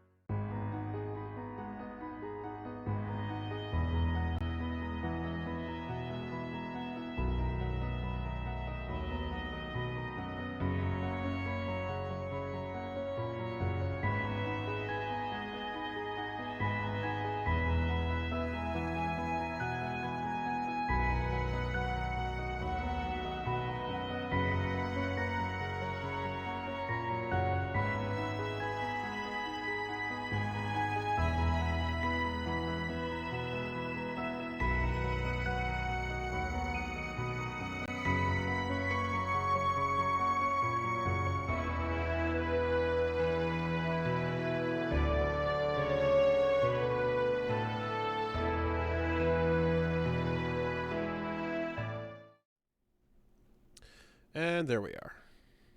Coffee Oh, has I didn't been get more attained. water. I'm so stupid. Well, you're stupid. Pat is stupid. Okay, so now that I got you alone, let's talk about Tekken. Yes. That's a fighting game, right? I know the fighting games. There's Street Fighter. There's Virtua Fighter. Now, listen. There's so it's just listen. There's a Tekken anime coming up, Oh man. and Sounds like shit. there's a trailer that they released, and it's like, okay, Tekken's. It's not the thing that's had like. Its attempts at story stuff have been like, there was that live action movie, which is not the worst of the fighting game movies, but you know, it's there. It's a little weird. There's some stuff about it that I thought was genuinely well done. You know, Eddie Gordo was cool. And then there's the story mode from Tekken 5, which, whew, you know, the weirdness of the sterile Ace Combat story delivery with a bunch of just really like just a whole lot of like corniness to it, but then there's the Akuma tie-in where you're like, well, that's pretty fun, but overall Tekken has struggled to kind of like get its story elements across. I'll say this anime now. This is a really charitable read. Yeah, I'm giving it all the stretch here, but here's the thing, right? When I initially saw the anime trailer and the art style they went with, I'm like, I'm not opposed to picking an experimental art style. I think that's fine if you want to try something different, you know, stylized, whatever the case may be. When they showed off Gendy's Clone Wars, it was like, ooh, really? We're doing Dexter's Lab style Star Wars, and then it turned out great. Yep. I'm not opposed, you know, but what fucking gets me about the Tekken Bloodline trailer is once you see this, you can't fucking unsee it. I hope you like triangles. Single character in every single frame has a square shadow triangle at the top of their head, and it's the way they've decided to light everyone, and you can't unsee it. It's a product of, I guess, going with a specific style of 3D where they want to have like shading, just have a bit of a halo effect glowing on everybody, but it's a hard triangle shadow, and it looks so weird because not every situation is lit in a way that makes that lighting make sense. I've never seen anything go this hard in that, in that way. It's a weird artistic decision. Go if you type in the Tekken Bloodline and I look at the poster. I put the trailer into the. It's playing.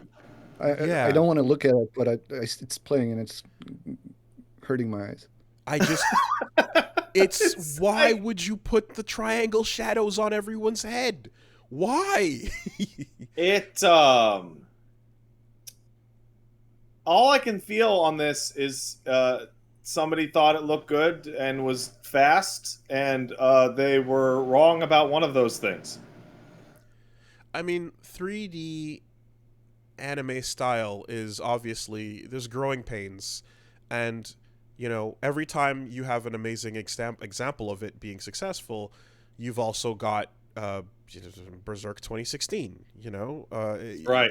So it all depends on like who's involved, what studios are working on it, and so on. But yeah, it's just in this particular case, it's a aggressive choice that, like, if it doesn't work, then the whole product is gonna be weird.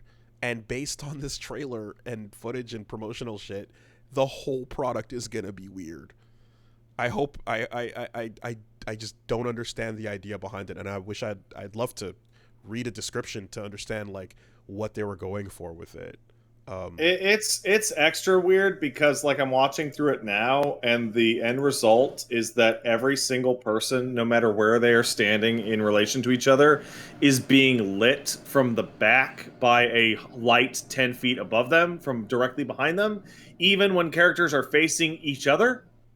Yes, but Like also it doesn't there make any is, sense. and it's, but in front of the first 45 degrees of that light is a square, a box that is blocking off the part of their face, so you can see a point at top where their hairline is, and it cuts right into their forehead, no matter where they are, no matter how it's lit. And it's just so strange because, I mean, especially like I'm thinking back to like the basic lighting in classes we got back in college days, and how, you know, in cinema and communications and photography, like it's like lighting is it's just the most important thing to make your art look better. Dash Zero is here listening right now. Like from working with him on projects over the years, like I see the dude do meticulous layers of light passes on his concept art and things over time, where it's just like you can spend forever getting the lighting right on something, and it can turn something flat into something living. A simple one take solution for all scenes, all, you know, like renders of your character is just almost guaranteed to be a bad idea. Like I mean, Wooly, you could meticulously detail any part of your project, but what if you don't want to do that? then you hurry it up, you get a quick fix, and you spit it out and upload it. Yeah, can't unsee it. Can't unsee it, and that's unfortunate because, you know, it'd be cool if, like, we'll see what happens in terms of the actual Tekken storying part of this. Um, I would like if fighting game stories can try to become coherent. It would be nice to see that occur. Mortal Kombat has taken some steps in the right direction. You know, I don't know, man. Like, I think if you want to talk about media that's like based off of fighting games, I think there's one big problem, and that's the fact that every 5 years they just tell the same goddamn origin story again. like comic book story, origin story things getting like tired out as well. Yeah, Like, how many fucking times do I need to find out that, you know, hey, you know, Jin, his mom got killed by ogre, and he became tough, and he's gonna fight his grandpa. step two is definitely like stop rebooting and or readdressing the origin story and move things forward. Hope, fingers crossed, Street Fighter 6, right? Like, hey, we can move forward in time, you know. But anyway, yes, there's just weird. That's the main takeaway with the Tekken thing is like. Otherwise, I was like, yeah, let's see what happens in this story. But holy shit, that weird thing. Yeah, I Um, think the weirdest thing is I saw it and thought it looked fine, and then I saw a tweet being like, "What's up with the triangle lighting?" And then I watched it again and was like, "Oh god damn it!" can't unsee it. Mind virus. Yep. Hmm. Um, so there's that. We did talk about LeBron already as a bit as well. Something that I love that happens in video games is when years down the line, long after a creator might say like, "Oh, yeah, every secret has been found," some motherfucker somewhere will be like, "Hey guys, um, my brother can't get into the church in Nier," and then people on the Nier Automata subreddit are like, what church? What the fuck are you talking about? And they're like, you know, the church when you drop off the platform and open the secret door. And everyone's like, what? And then they upload video of them finding a new location that no one has found and that no one Ever. has ever even thought to look at or has identified. And Nier is not in a state where you can mod something like that in as far as the Yeah, modding community so goes. that's my favorite part because when games come out like the and the people show footage of impossible shit nowadays, the answer is, well, maybe they faked that footage, and then people who know better come in and go, no, it's not there yet in terms of making bullshit. No, this has to be real. Modding What scene the can't do hell? it. Incredible. That shit, like secrets coming back 10 years later, you know, and Yoko Taro seems like just the kind of nut to be like, Hmm. oh, yeah, I guess we did put that in there, didn't we? Anyway, you know, or some kind of like just dismissive, nonchalant answer. I love how people are arguing as to whether or not it's fake in the live chat right now. Which is kind of a perfect encapsulation of what we're talking about. But it seems like, yeah, you can walk into this like church-like area, and doesn't seem like there's anything else going on in it. But I saw some people speculating that there could have been an intentional link to Drakengard, since that has like a church as well, and they might have been going for a more direct link to Drakengard.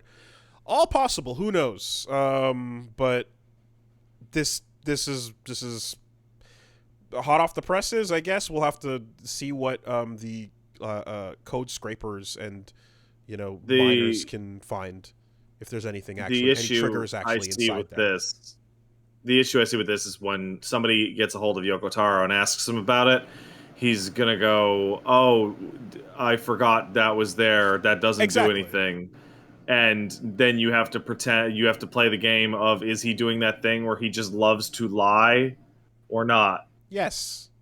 Always. Absolutely. Yeah, no, that's fun. And I mean, and I also do remember, like, back in the Snake Eater days, actually, when the reason why that game has so many secrets in it is because they said, like, everyone on the team was asked to put a secret in that game, you know, so that's why there's like that much shit to find. And I want more games to do that kind of thing, you know. That's a lot of fun. I want those 10-year secrets coming back, you know. Didn't Mega Man 10 also have something to it, I want to say? Oh God, there was something that Seth Killian was saying. That people have not found everything in Mega Man 10. There's one more secret. And people were at the point where they were like data mining the game and be like, no, there isn't. And he'd be like, no, still one more. Too bad. And like, I think the general consensus is that like there wasn't, and he was just being a shit. But at the same time, fucking Mike Tyson's Punch-Out for the NES, they discovered a whole separate what was the mechanic? There was a mechanic that was discovered. It was perfect punching. It was multiple times punching with the same fist. That just like well beyond the lifespan, like generations later, they're like, wait, what the fuck? And no one who made the game talked about it. It was never released in any way. There was no hints.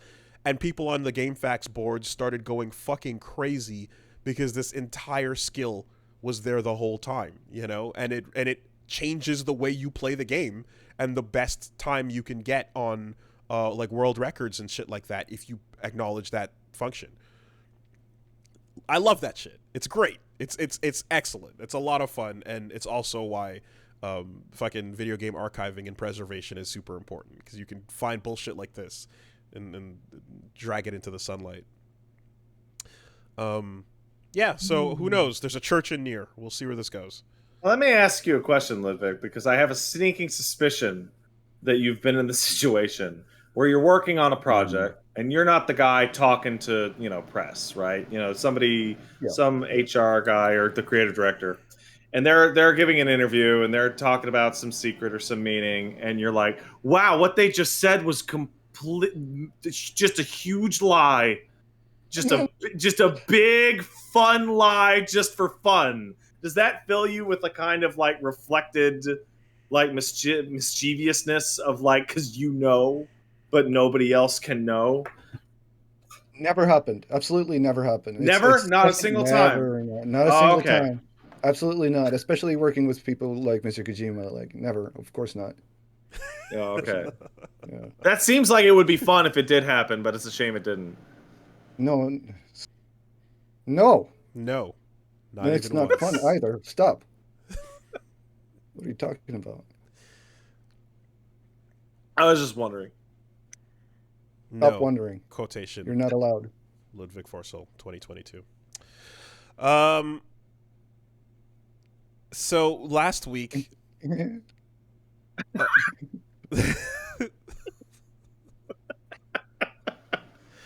Pat, I have played games in QA, and seen things in QA that then got talked about on release, where people, again, practically dropped trow and farted the words onto their keyboard. And it has been a chuckle to not just me, but the entire team when those things happen. And we would share emails with each other, and we would laugh and chortle at the shit that people create with their heads. So as distant as that is, I feel remote enjoyment when I see those moments happen. Anyway. But they never happen. Thanks. They never happen. Thanks for letting me know, Wooly, and only Wooly. Absolutely. So last week we talked about the games that sometimes might drop on Steam, where you can feel the rhythm of their content is paced to waste just enough time so that you can no longer Steam refund the game. It was kind of nuts when I saw this come up this week because we had this discussion last week. So someone, I was there for that. Someone tweeted out that there's a game on Steam literally called Refund Me If You Can. And the description says, refund me if you can. Sarah is having a nightmare. Only you can wake her up. To achieve this, you have to find your way through a maze. When playing the game, you agree to finish it before asking for a refund, unless you are a coward. Keep your eye on the clock. Time passes fast. After 2 hours, success will be locked forever.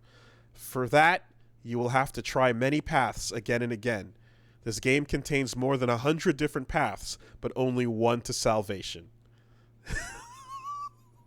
So I took a look at the game. The game looks like trash. Of course, I'm sure.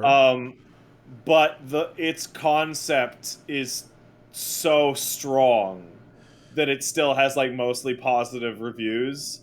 On the honor system. It's just kind of like this great shot and this great blunt challenge that I can only appreciate. But it only works in this time, in this era of video games, when Steam is out there putting out these kinds of like games on a regular basis, and the refund system works this way.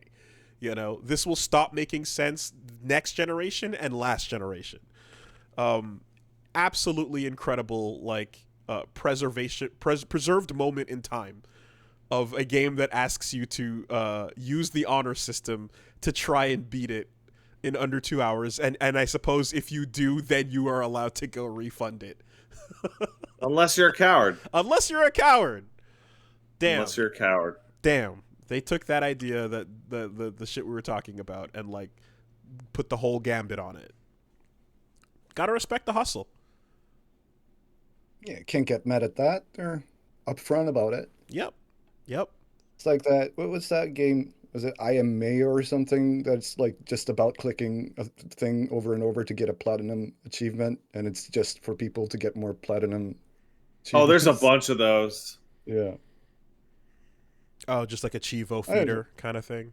Yeah, because since Steam put that feature in where your Chivos and your cards and all that shit can feed into like a Steam score, it created an entire genre of easy achievement Steam games that you can farm basically for more points on your banner.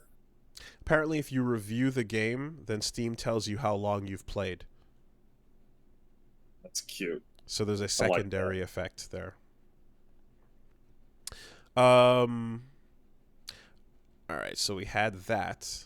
Now, of course, this fucking this story came out like way later than was relevant, for no reason but just to like warm the cockles of our hearts, I want to say. Okay. Bots and other inauthentic users helped fuel the fan-led campaign for Zack Snyder's Justice League Snyder Cut release, according to a WarnerMedia report. I'm shocked. So there's an article that came out that basically details how the Snyder Cut, which was released #release the Snyder Cut, being one of the big things at the time, and also like I think Save the Snyderverse was another that it was like, where are all these DC fans coming from with this like genuine love for this movie and the wanting of Zack Snyder to save it? Where'd this come from? And eventually, through enough social media peer pressure, they did release a Snyder Cut, the 4-hour version.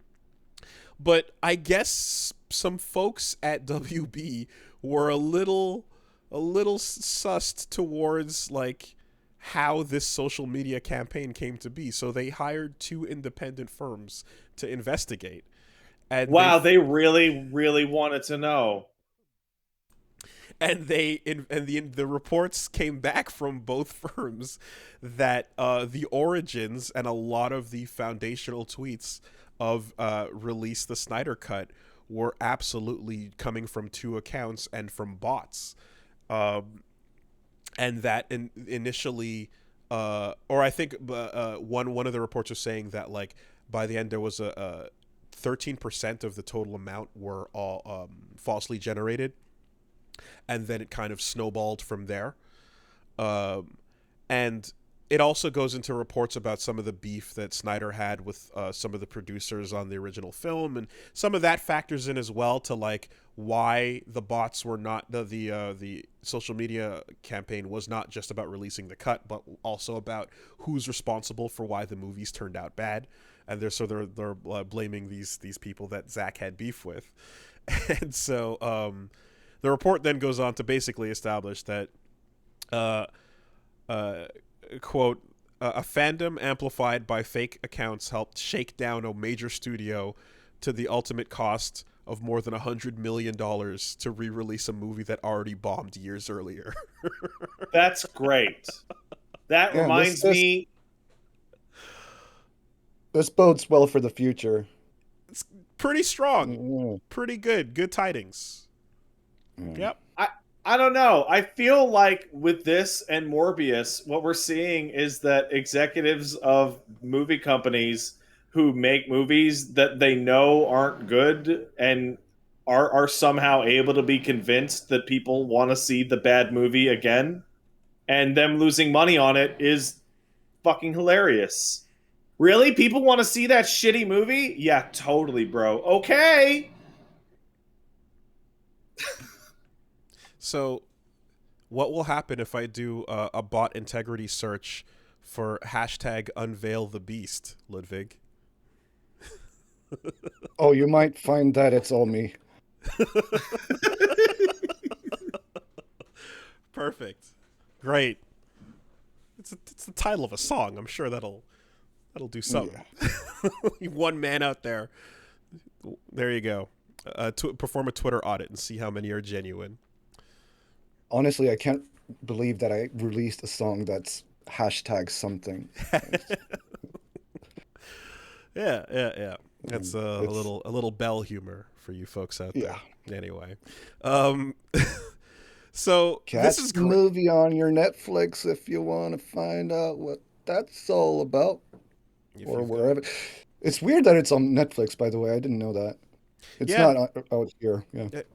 Well, again, in America, but this is where if we had another sponsor that usually would chime in this week, we could tell you about how to avoid that. But we don't have them this week, so whatever. So you will wait until the next time we do.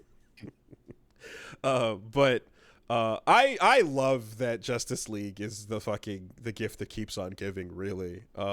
I love that there's more stories coming out, and I love that WB themselves are the ones who are putting this info out there to basically say we got bamboozled into releasing the Snyder Cut.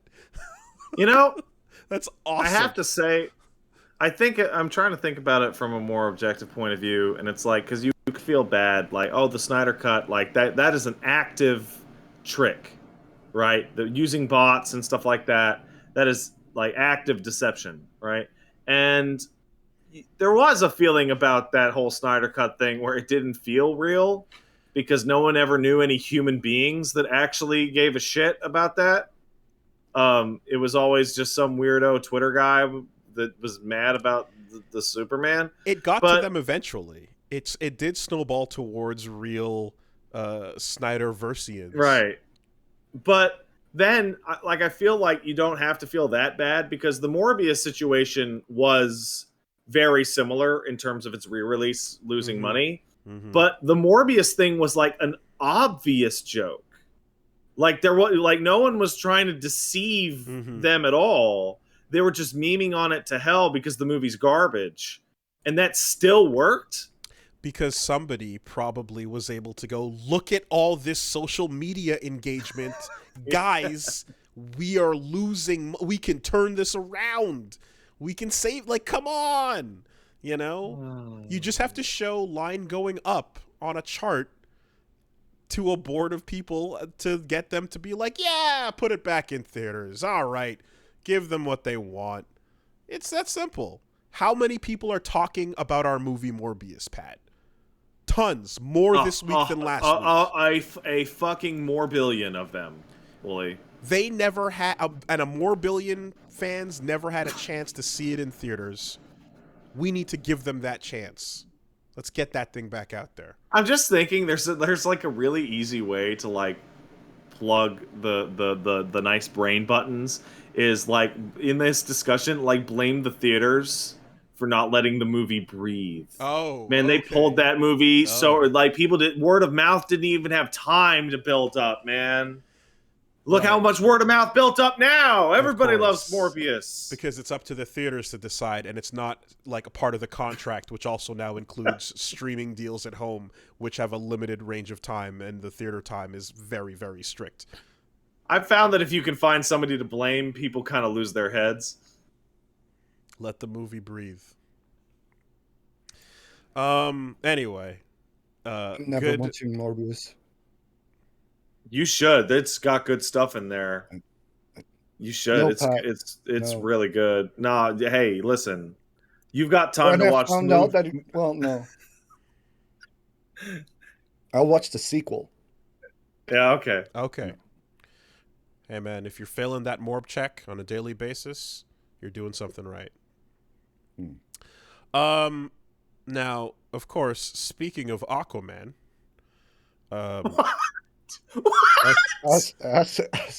as we were. That's the best segue you've ever done. Of Aquaman.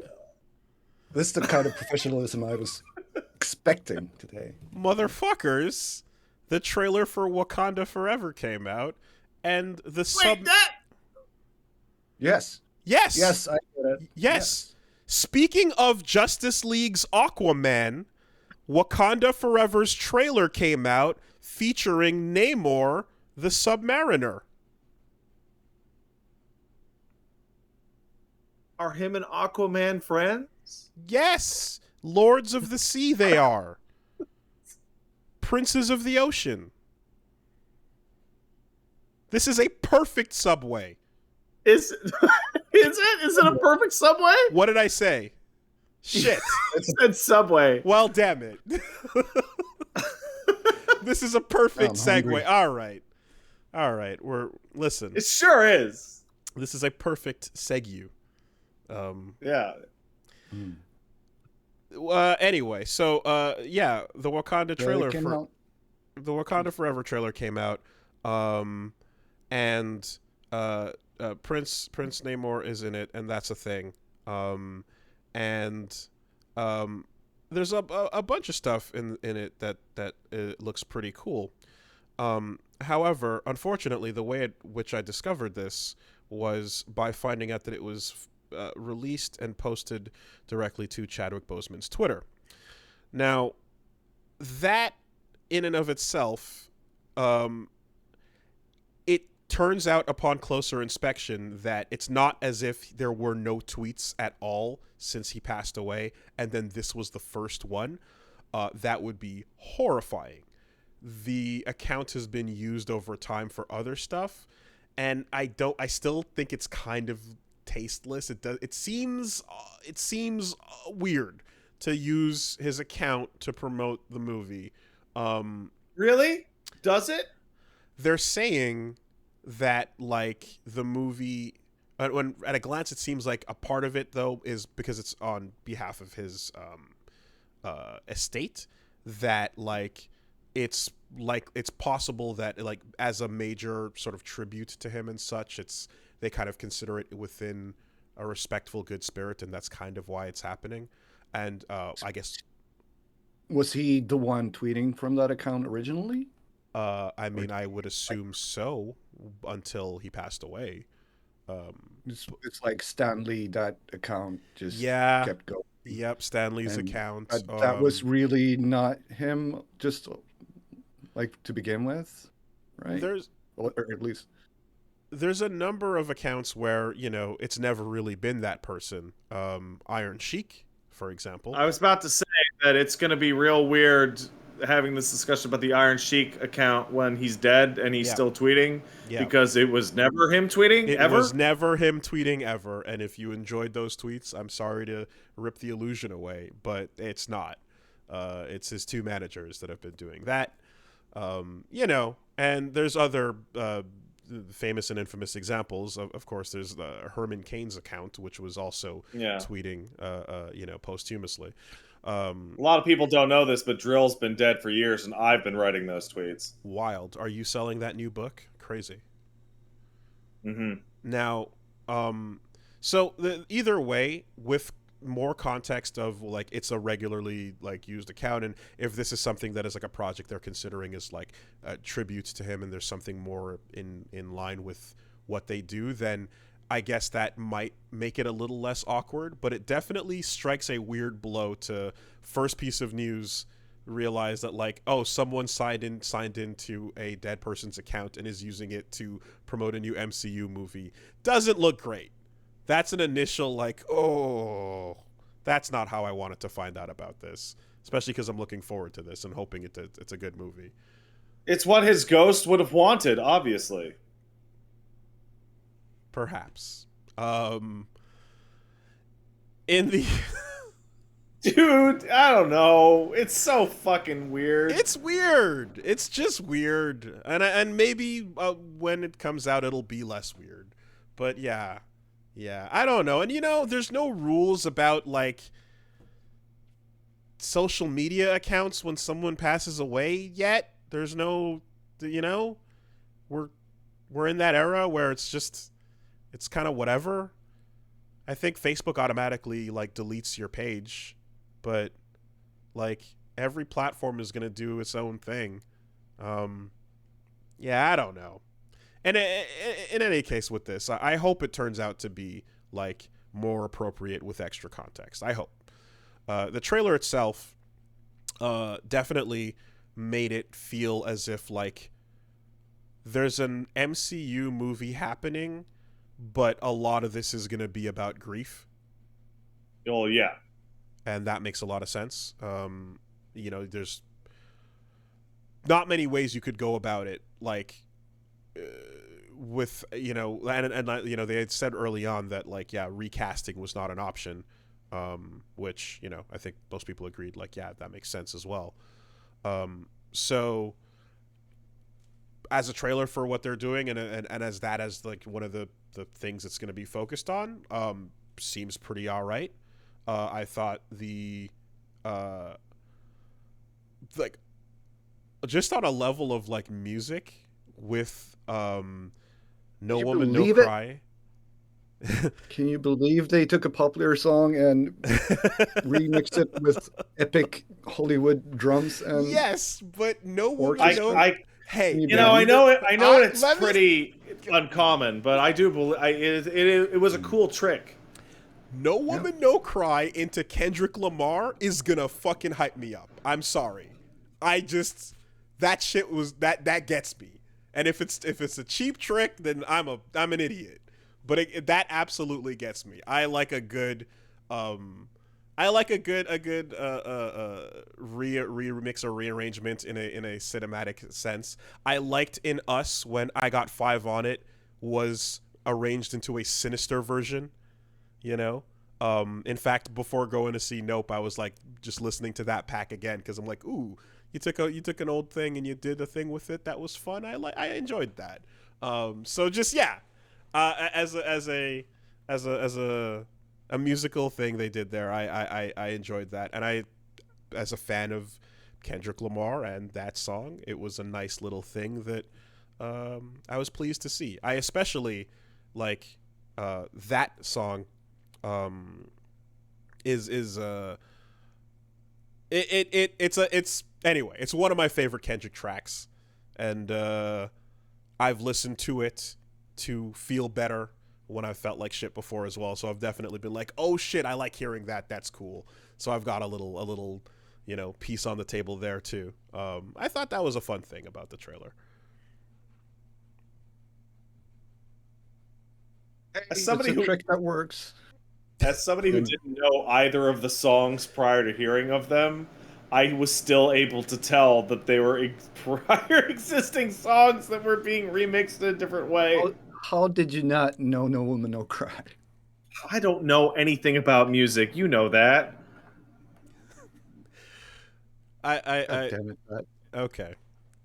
So this is, you could, if you want to go for the like, oh, did you enjoy you're not going to go into Wooly, did you enjoy the black music in the black movie trailer sequel with the black things happening? Is that not going to be the direction we go here? All right. Is that the direction you want to go? That's because not, we don't have to. That would make you the intended audience, and that it meant that it worked. So, but if you enjoyed it, then good for you. I'm not going to judge you for it. No. All things considered, I do feel, I said it before when they were first talked about Wakanda Forever, and I'm like, oh man, there's so much that could go wrong in a movie like this, and like there's so many ways you could. There's a million spinning plates, and the first one was great, and like it just, dude passes away, and you've got to figure out how to handle that. I'm still just like, okay, I'm gonna go to the theater with my hands up, like, okay, let's see how this goes, because it's very easy to just drop any of those spinning plates. So let me ask you, because we've already seen that the studio is willing to use the dead man's Twitter account to promote the movie, how much of a step would it be to just CGI a completely new dead person into the movie? Well, from what I can tell, this is not going the Star Wars route. I think they've said in all the promotional material that like it's probably not going to do that, and there's a whole thing about like honoring him and such and whatnot that they went into. So it seems as if they're specifically steering as far away from possible from digital necromancy. Okay. Yeah, it seems like they basically rewrote the whole movie now before they started shooting. You would have to, right? Like, as fuck. Now, that doesn't mean that there wasn't at least one exec in that boardroom going, hey guys, what about digital necromancy? At some point, someone might have pitched it in full earnest and even gotten a couple storyboards together and went like, huh? Okay, check it out. You all saw, here's our digital Chadwick face. If you put the right lighting on, it's like, was that the NFT that they sold? Like it doesn't matter. We can get this going. You get a digital Chadwick. You put and then the rest of the suit is already Black Panther. It doesn't matter. You don't have to show the body. It's just the head, and the acid exists. And it could have been a thing. Yeah, you can totally recreate his voice with AI nowadays too. So that shit is scary.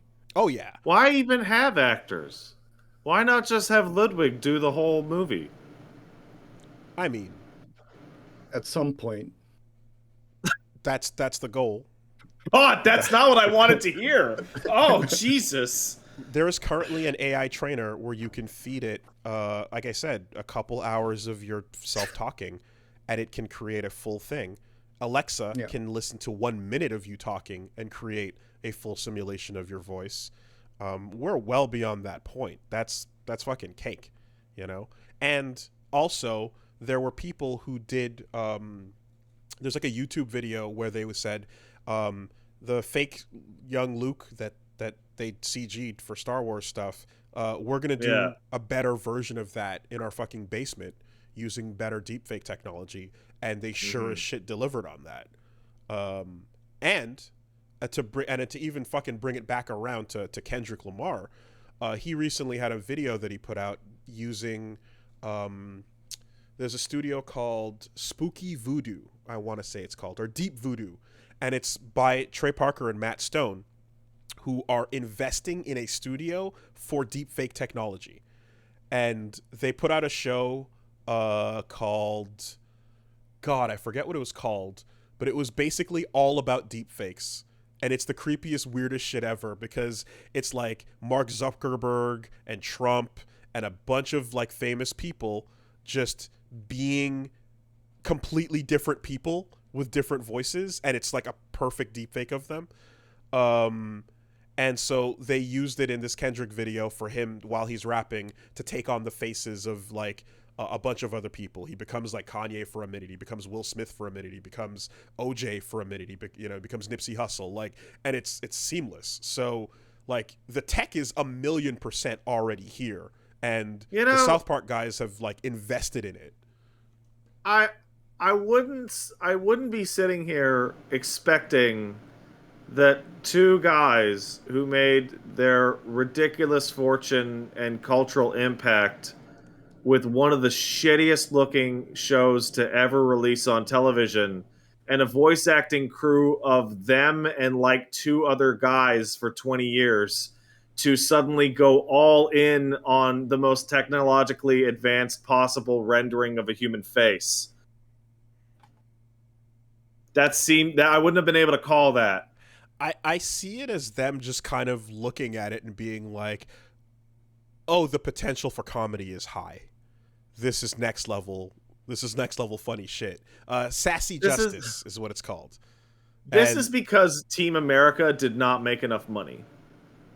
Because Team America was apparently very hard to make because of the puppets.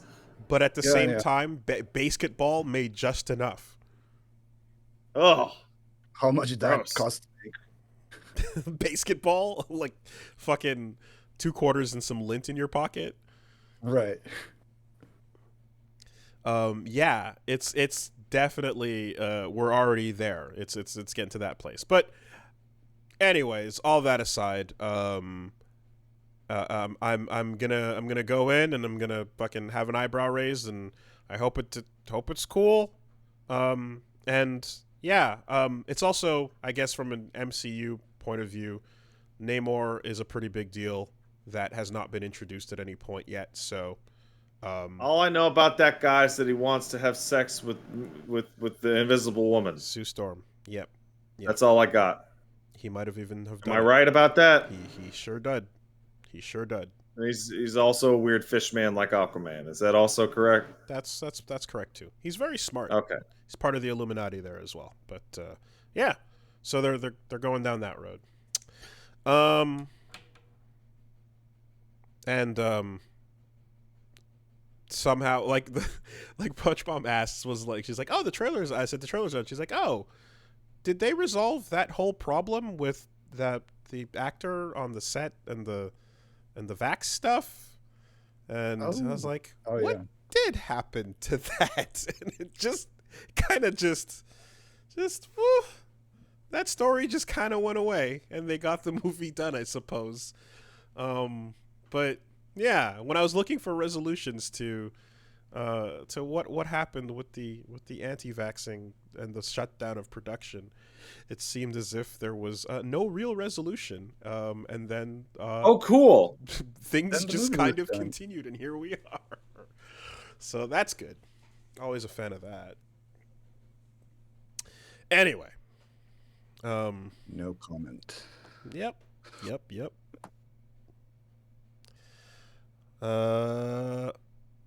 And then, yes, as promised, let us discuss the shitting of pants. Ooh, goody. Vince McMahon, Dread Emperor of the WWE, Meme god. meme god, Yeah, and absolutely. the source of all the greatest stories, practically of all time. The man who thinks sneezing is for pussies. The man who thinks sneezing is for people who lose control, who gets upset when anyone sneezes in his presence. The man who tried to outlift world's strongest man Mark Henry and basically like almost paralyzed himself the next day. I forgot about that. The man who laughed hysterically at who was it? Someone farted and like and another wrestler passed out because it was so gross, and Vince thought that was the funniest shit ever. So then the next day at Raw, backstage, he went to the same guy, and then he went and tried to fart, and he pushed too hard and he shat his pants. But then later that night, he still had to go out and do a promo in the ring. Yeah. So they then instructed the camera to stay above Vince's waist for the entire promo. Wait, he couldn't... That was not a salvageable situation. There's no time, dude. No time. Ludvig, what part don't you understand about there was no time? Well, the part where he said later that night. Okay. The man who destroyed both quads just getting into a ring and demanded that he continue an entire tirade sitting on the floor of the ring because he refused to let anyone know that he had blown out both his quads. The man who did not want to hire any Asian woman until JR told him that, you know, some people find Asian women very attractive, and had to back it up by showing him that there's lots of porn with Asian women in them, at which point Vince went, "Oh, I didn't know that. I guess we'll hire one then." Like, he has finally been defeated. How was he defeated, Wooly? Well, you would think that a defibrillator, like health scare type thing, might be one that would slow someone down from working. But if you go and look at the fact that like Ric Flair is still fucking alive and doing wrestling shows, it's like, no, some of these dudes just keep it going. By the way, when Ric Flair was there was something that happened with him that was a health scare, and like he was like unconscious and like possibly clinically dead for like a second or something happened. And at the time, I think Hulk Hogan's tweet upon hearing the news was, "Kick out, brother."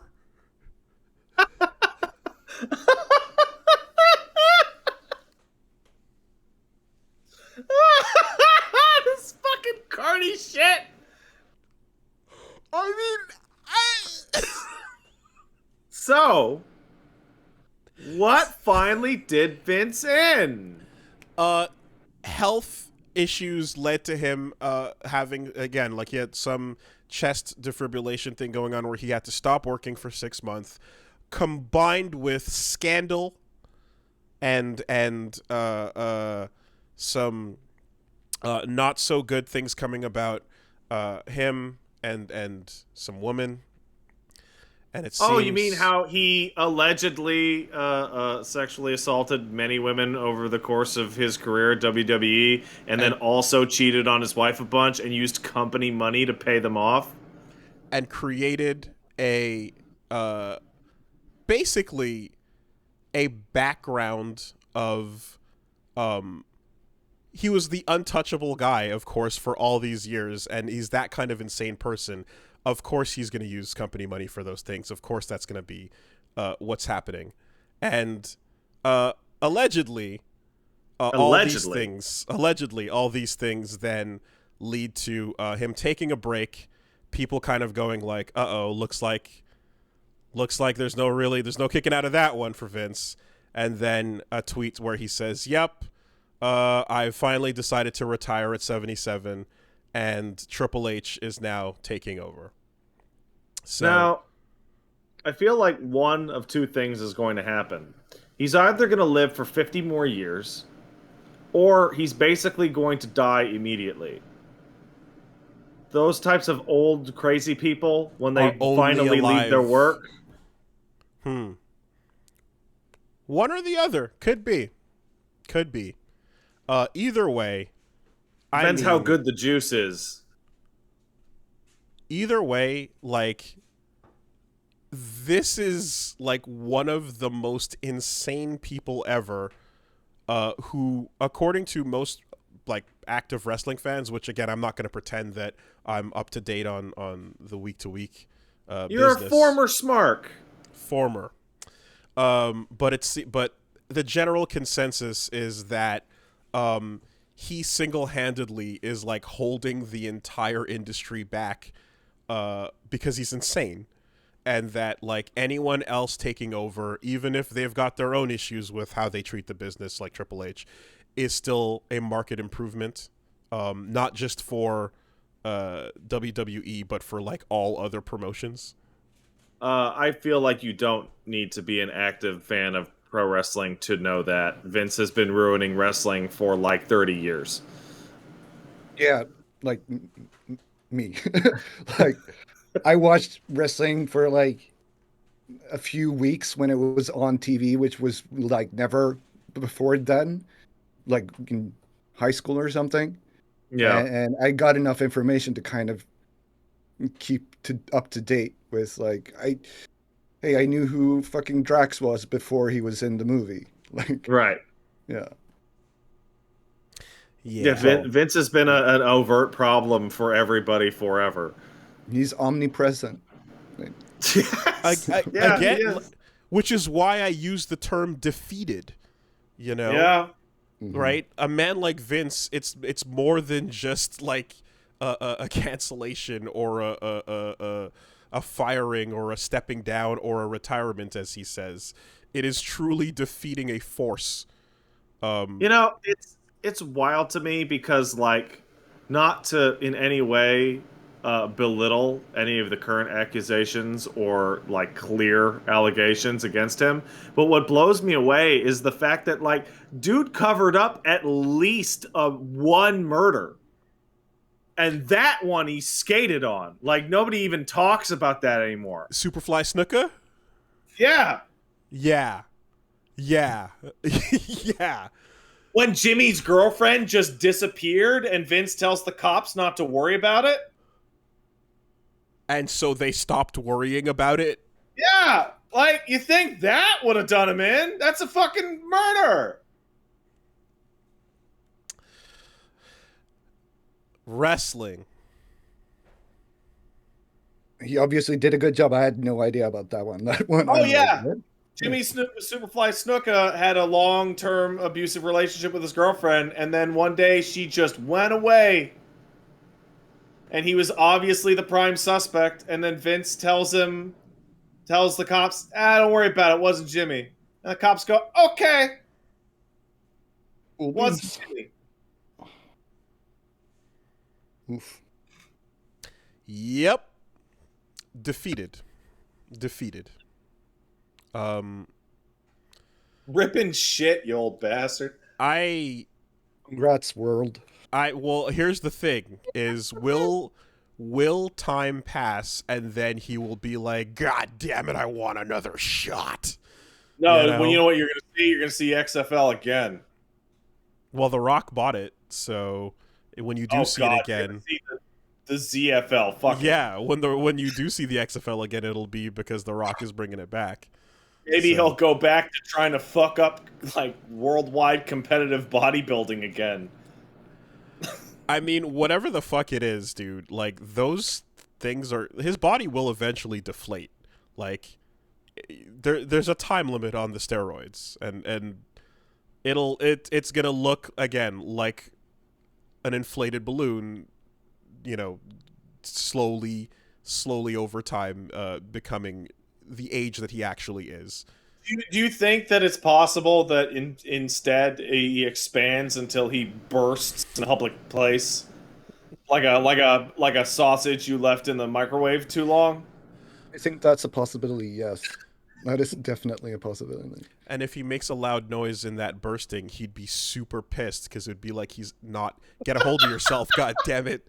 What are you doing making noises? Yeah, man. That's a fucking wild one. Great, good. Yep. I have a feeling the story ain't over. I have a feeling more and more to come. But see. Yeah. We'll see. Oh, there's gonna be more. There's gonna be lots more. Yeah. Okay. That's the news. That's the news. We did it. We beat the news. Let's take some letters, yeah? Before we get in, I just want to make a 2-second thing. The Tactics Ogre Let Us Cling Together remaster stuff leaked out, and they're changing all the leveling and redoing the whole game to have full voice acting. And redrawing a bunch of the portraits, and it looks fucking great. So it's probably going to be the best game in that genre since Final Fantasy Tactics. Didn't we talk about? I want to say we talked about it maybe 2-3 weeks ago when it first. Yeah, but like literally today, like a ton of shit like leaked out. Looks great. Cool. All right. If you do have a letter and you'd like to send it in, of course, castlesuperbeastmail@gmail.com is the place to do that. Not any other version of those words, just those words. Yeah, it has to be those words in that order, or else you're going to send it to, like, probably no one. castlesuperbeastmail@gmail.com. Let's take one over here from... Professor X says... Hey, Mr. Let Me Combo Younglings live on stream, Captain Dog Walk Fitness Plan, and incredibly brave composer. That's sweet. So, SD Gundam Battle Alliance is a game, is a character action light game coming out next month with a good pedigree, with a developer that's done good action games. And it's an interesting mashup of things in the series over time. However, the latest trailer for this recently said, basically straight up says, all of Gundam is a computer simulation, and screwing with this simulation messes up physical history. Shut up. I'm just like, why would you use such an anti-hype premise for the third time? Because yes, they've done this before. That's so awful. Am I crazy for thinking this is the most anti-hype reason for a crossover thing ever? Oh, like, it's terrible. Yeah. Am I the one who's out of touch, or is this some Japanese dinosaur legitimately thinking it's cool from Professor X? I mean, look, man.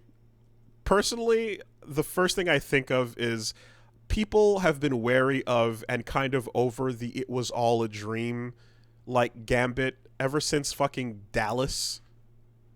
Right? Was it the way before that? Dallas, like way before finale that. In the 70s was like one of the first major moments of like, fuck, I haven't thought about that one. This entire thing never happened, and everyone's like, oh fuck, right off with that. Yeah, people like to post fanfic stuff about like Harry Potter also being him, like just being a drug addict or something. We've played some games and read some stories in which it's all a dream, but then the dream is real. So okay, congrats on dodging that. I can think of one example in recent memory for me where it was all a dream was actually fucking sick, and that's Silent I can Hill. think of one as well. Oh no, I'm not talking about that. Okay. Like, I mean, one of those endings, of which there's many, is that one. And I sent you I messaged you what the game I'm thinking of. Okay. Yes. Well, there's other examples certainly out there. I mean, The Matrix is It's All a Dream. To some degree, yep. But the dream is real, so okay, Yeah, fine, sure. And this is a dodgy conversation, of course, because you don't want to ruin any good things. But yeah, yeah, no. In terms of old shit that we can talk about, like that Silent Hill one. Holy fuck, did that hit? Because of the jump cut brutality of like how it plays out. But no, as a premise, that shit's weak sauce. Then fucking stop it. Don't do that. you know what? You know what the crossover idea for MultiVersus is wouldn't it be cool if Batman hang out with Bugs Bunny? That's it. That's the end of the that non-concept is much more interesting than what if nothing mattered? Like, okay, great, cool, thanks. Iron Giant loves Superman, and Iron Giant got to hang out with Superman, and he went, "Yay, I'm happy." That's it. And the Superman went, "You're cool," and then that's it. Thumbs up. Yep. And then they kissed.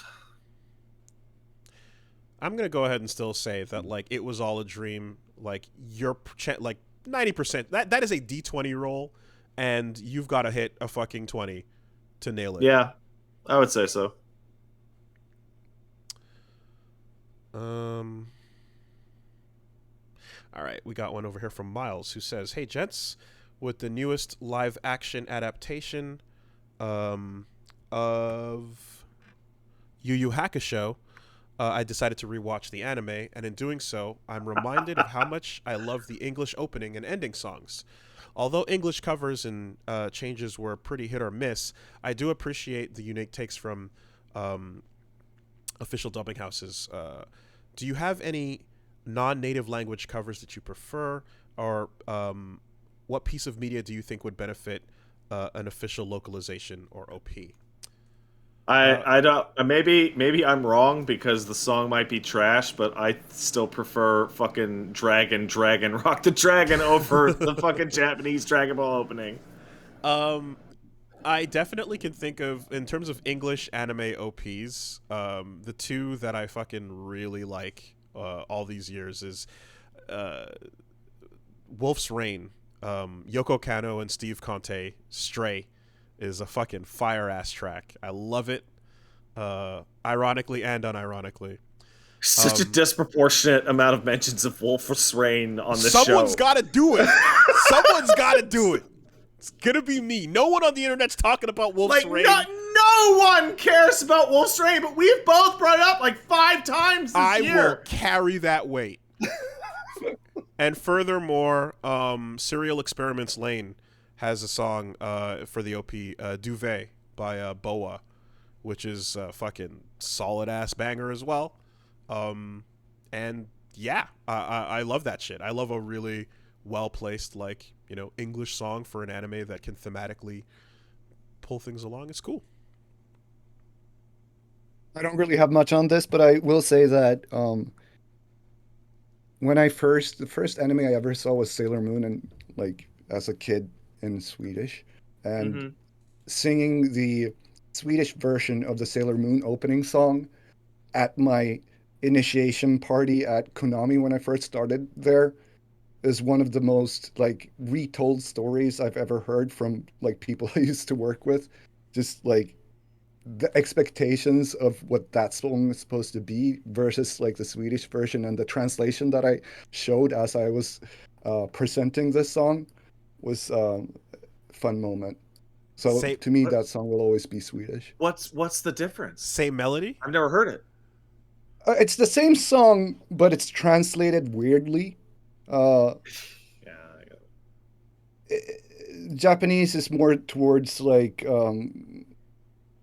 sorry for being a weird person, blah blah blah. It starts off whatever. I'm not gonna translate it, but like the Swedish version for some reason has like, oh, if she falls on her ass, she's going to cry, and it's just weird. She's the one named Sailor Moon. Yeah. Oh, you know what? I'm gonna say that the German language Naruto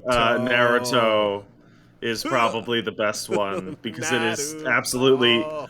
unhinged. Yeah, it's not, but that's not a translation of the OP.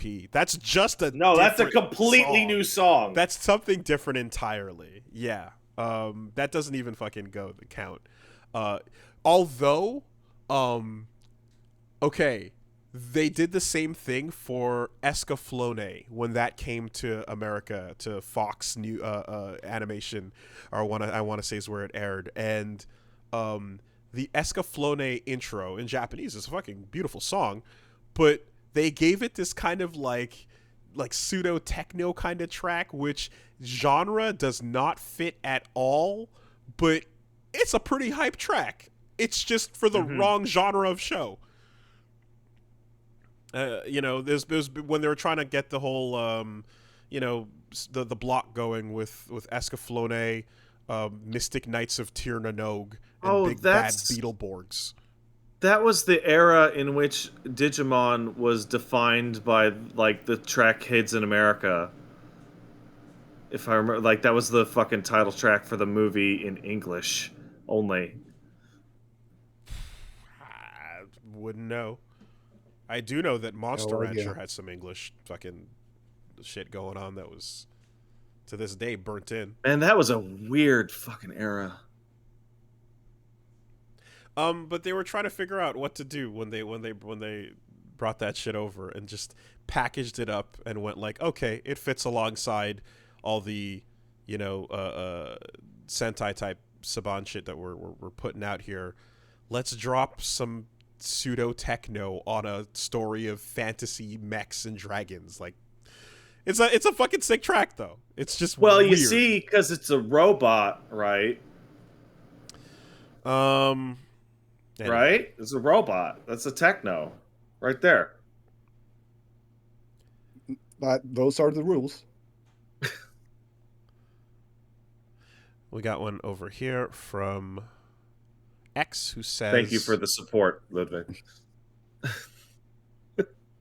You know, sandbagging doesn't work as effectively when someone can save you.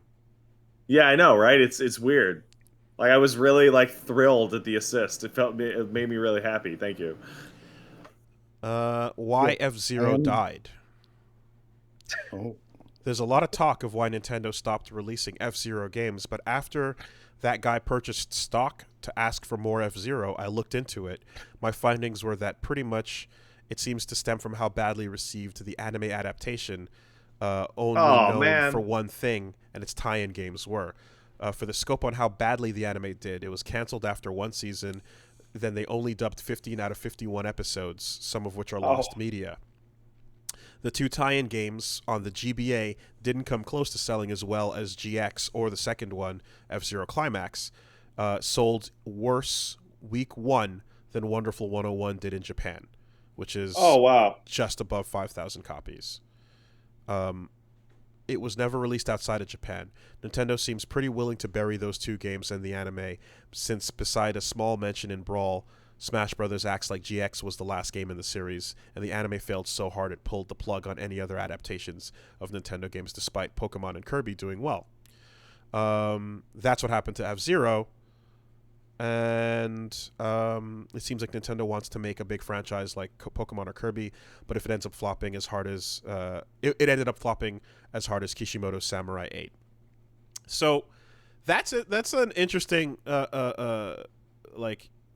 sort of like dive on what happened there, because I do remember hearing about the F-Zero tie-in games, and probably the most frustrating aspect about this is that if they just made another main F-Zero game on the main console at the time, it probably would have been fine, but by going and following up a game that people enjoyed with, I mean, there was the arcade versions and stuff, which was cool, but going into an anime spin-off, which the quality of the anime is going to determine how good that is, and then the games are associated with that thing, and these are also GBA games, and hoping to see that as a sign of life for your franchise. It's like, motherfucker, just make another normal F-Zero game, and that I would like to fine. See some kind of unhinged statement from someone where some businessman thinks that human beings are no longer able to play games as fast as F-Zero, and that being the reason.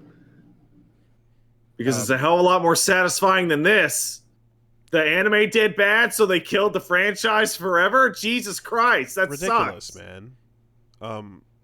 You know, like Metroid Dread is a Metroid game that came out long after Metroid has been very silent, and then it did Metroid things, and guess what? It was good, and everyone likes it, and yay, you can do that. If you go off into a weird experimental side thing, and then that thing fails, it doesn't mean your whole thing fails. But if you take that away, that's what it means. It's like it's no such Mother 3 for you also. Like you're forgetting the fucking premise you started out on. Anyway. Well, the premise is usually, what if this makes a shit zillion dollars? Yeah, I definitely have no comments on big franchises being left to die. So perfect. Yeah, that would, Mm. Especially, F-Zero is a weird franchise too, because I think most F-Zero games sold pretty badly compared to the last ones. So you would never want to make a game in which every single game sold worse than the one before it for like 8, maybe 9 titles in a row. That would be like a stupid investment.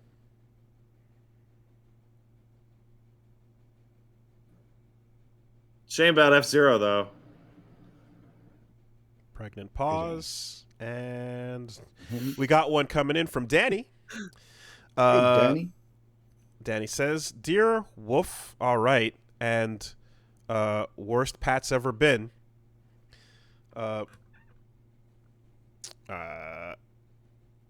Longtime fan, never got any questions in. Some time ago, you two had a conversation about how much you prefer to see new characters be introduced over the return of series stalwarts. While I, by and large, agree with you, sometimes I do enjoy something I do enjoy from time to time is the check-in. I'm a sucker for seeing what older characters are up to and how life has affected them, after the credits roll. For example, like Meryl in MGS4, various party members in Mass Effect or Dragon Age. It engages me, and the thought exercise piecing together like how they wound up in these exact points that we see them in again. I guess the question is twofold. Like, do you have favorite examples of the check-in, and are there characters of these would you like to see them in the future? Yeah, I mean, this is something that comes up quite a bit, and I'm not the kind of, I'm not going to say like don't give me the old characters as much as I'm going to say like please give time and breadth for new things as well, it's possible to do both, and you can introduce a new generation while also like showing some cool time passage with the older generation. The example that I always often go to is what MK10 did. A really cool batch of new kids to join the roster, and some updated versions of the old cast as well with time, and you're like, awesome. I like seeing both of these things. And with Street Fighter 6, I've definitely been saying, I'm like, yeah, I'd love to see updated Makoto, but I also love new characters because, after some time passes, by the time that game is wrapping up, those new characters are now beloved favorites as well. So the irony of this is that my best examples for this concept are both games we have already talked about today. In Witcher 3, you check in on dudes that you have not seen for fucking years and years and years. Either book characters that are relatively obscure, or characters from Witcher 1 that you were damn sure you were never going to see again. Like, hey man, what's up with you? And they'll just tell you what the fuck they were up to. And it's great. The other one, and I can't say anything about it, is Mass Effect 2 and 3. It's probably the strongest part of that game's characterization. The only one I can mention is, hey Rex, you're not a party member in Mass Effect 2. What have you been doing? What's up with you? And so on and so forth. Yeah. It's great.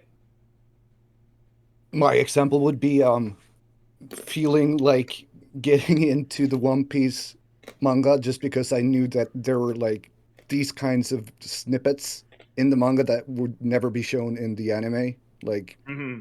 defeated Yeah. enemy characters, what have they been up to, sort of um snippets like at the opening of each chapter in the manga. I remembered like getting into it because of that. I did not know that was there. That sounds cool. Hmm. Yeah, Oda-san will do that every once in a while. He'll either do like fan requested pictures or whatever shit, but also like every once in a while he'll catch up with older characters like that. I'm not sure if there are any other mangakas that really do that, but that one came to mind. Um, like we've said many times before that we'd love to see a Persona 5 arena game, because that'd be a lot of fun. The P4 was a lot of fun as a fighting game as well, but secondary to that is P4 Arena was a really awesome way to check in on the Persona 3 cast and see what they've been up to now that they're out of high school.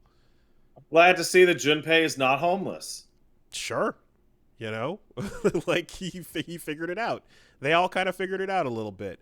That's a really fun thing, and it would be great to see something similar with the P4 cast as well, as the P5 kids are now in high school. So, yeah, absolutely. You know, give the check in and give space for the new.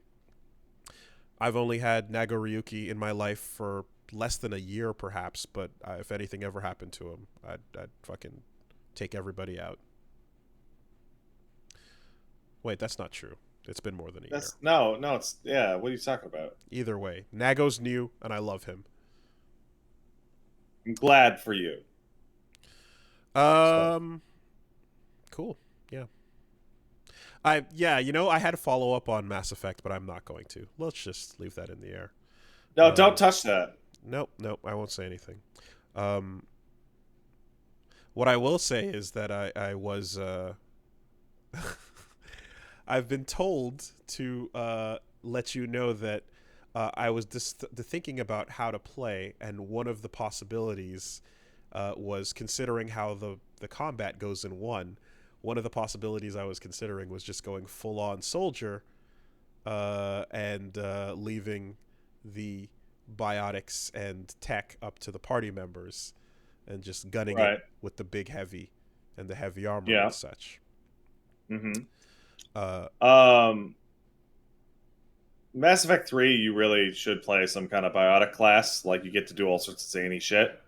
But in 1 and 2, Soldier's fine. okay. Gears of War it as much as you want. Seems 3, like there's a bunch of zany power stuff, and it actually feels fun to play. But I don't think the shooting in 2 is particularly good enough to really focus on any of the magic shit. so. And I It's, say this as somebody who played the Vanguard in my last playthrough. so it seems like I'm not in the end. Might not go down that route, especially considering like mods and such that might be recommended for how I'm gonna play.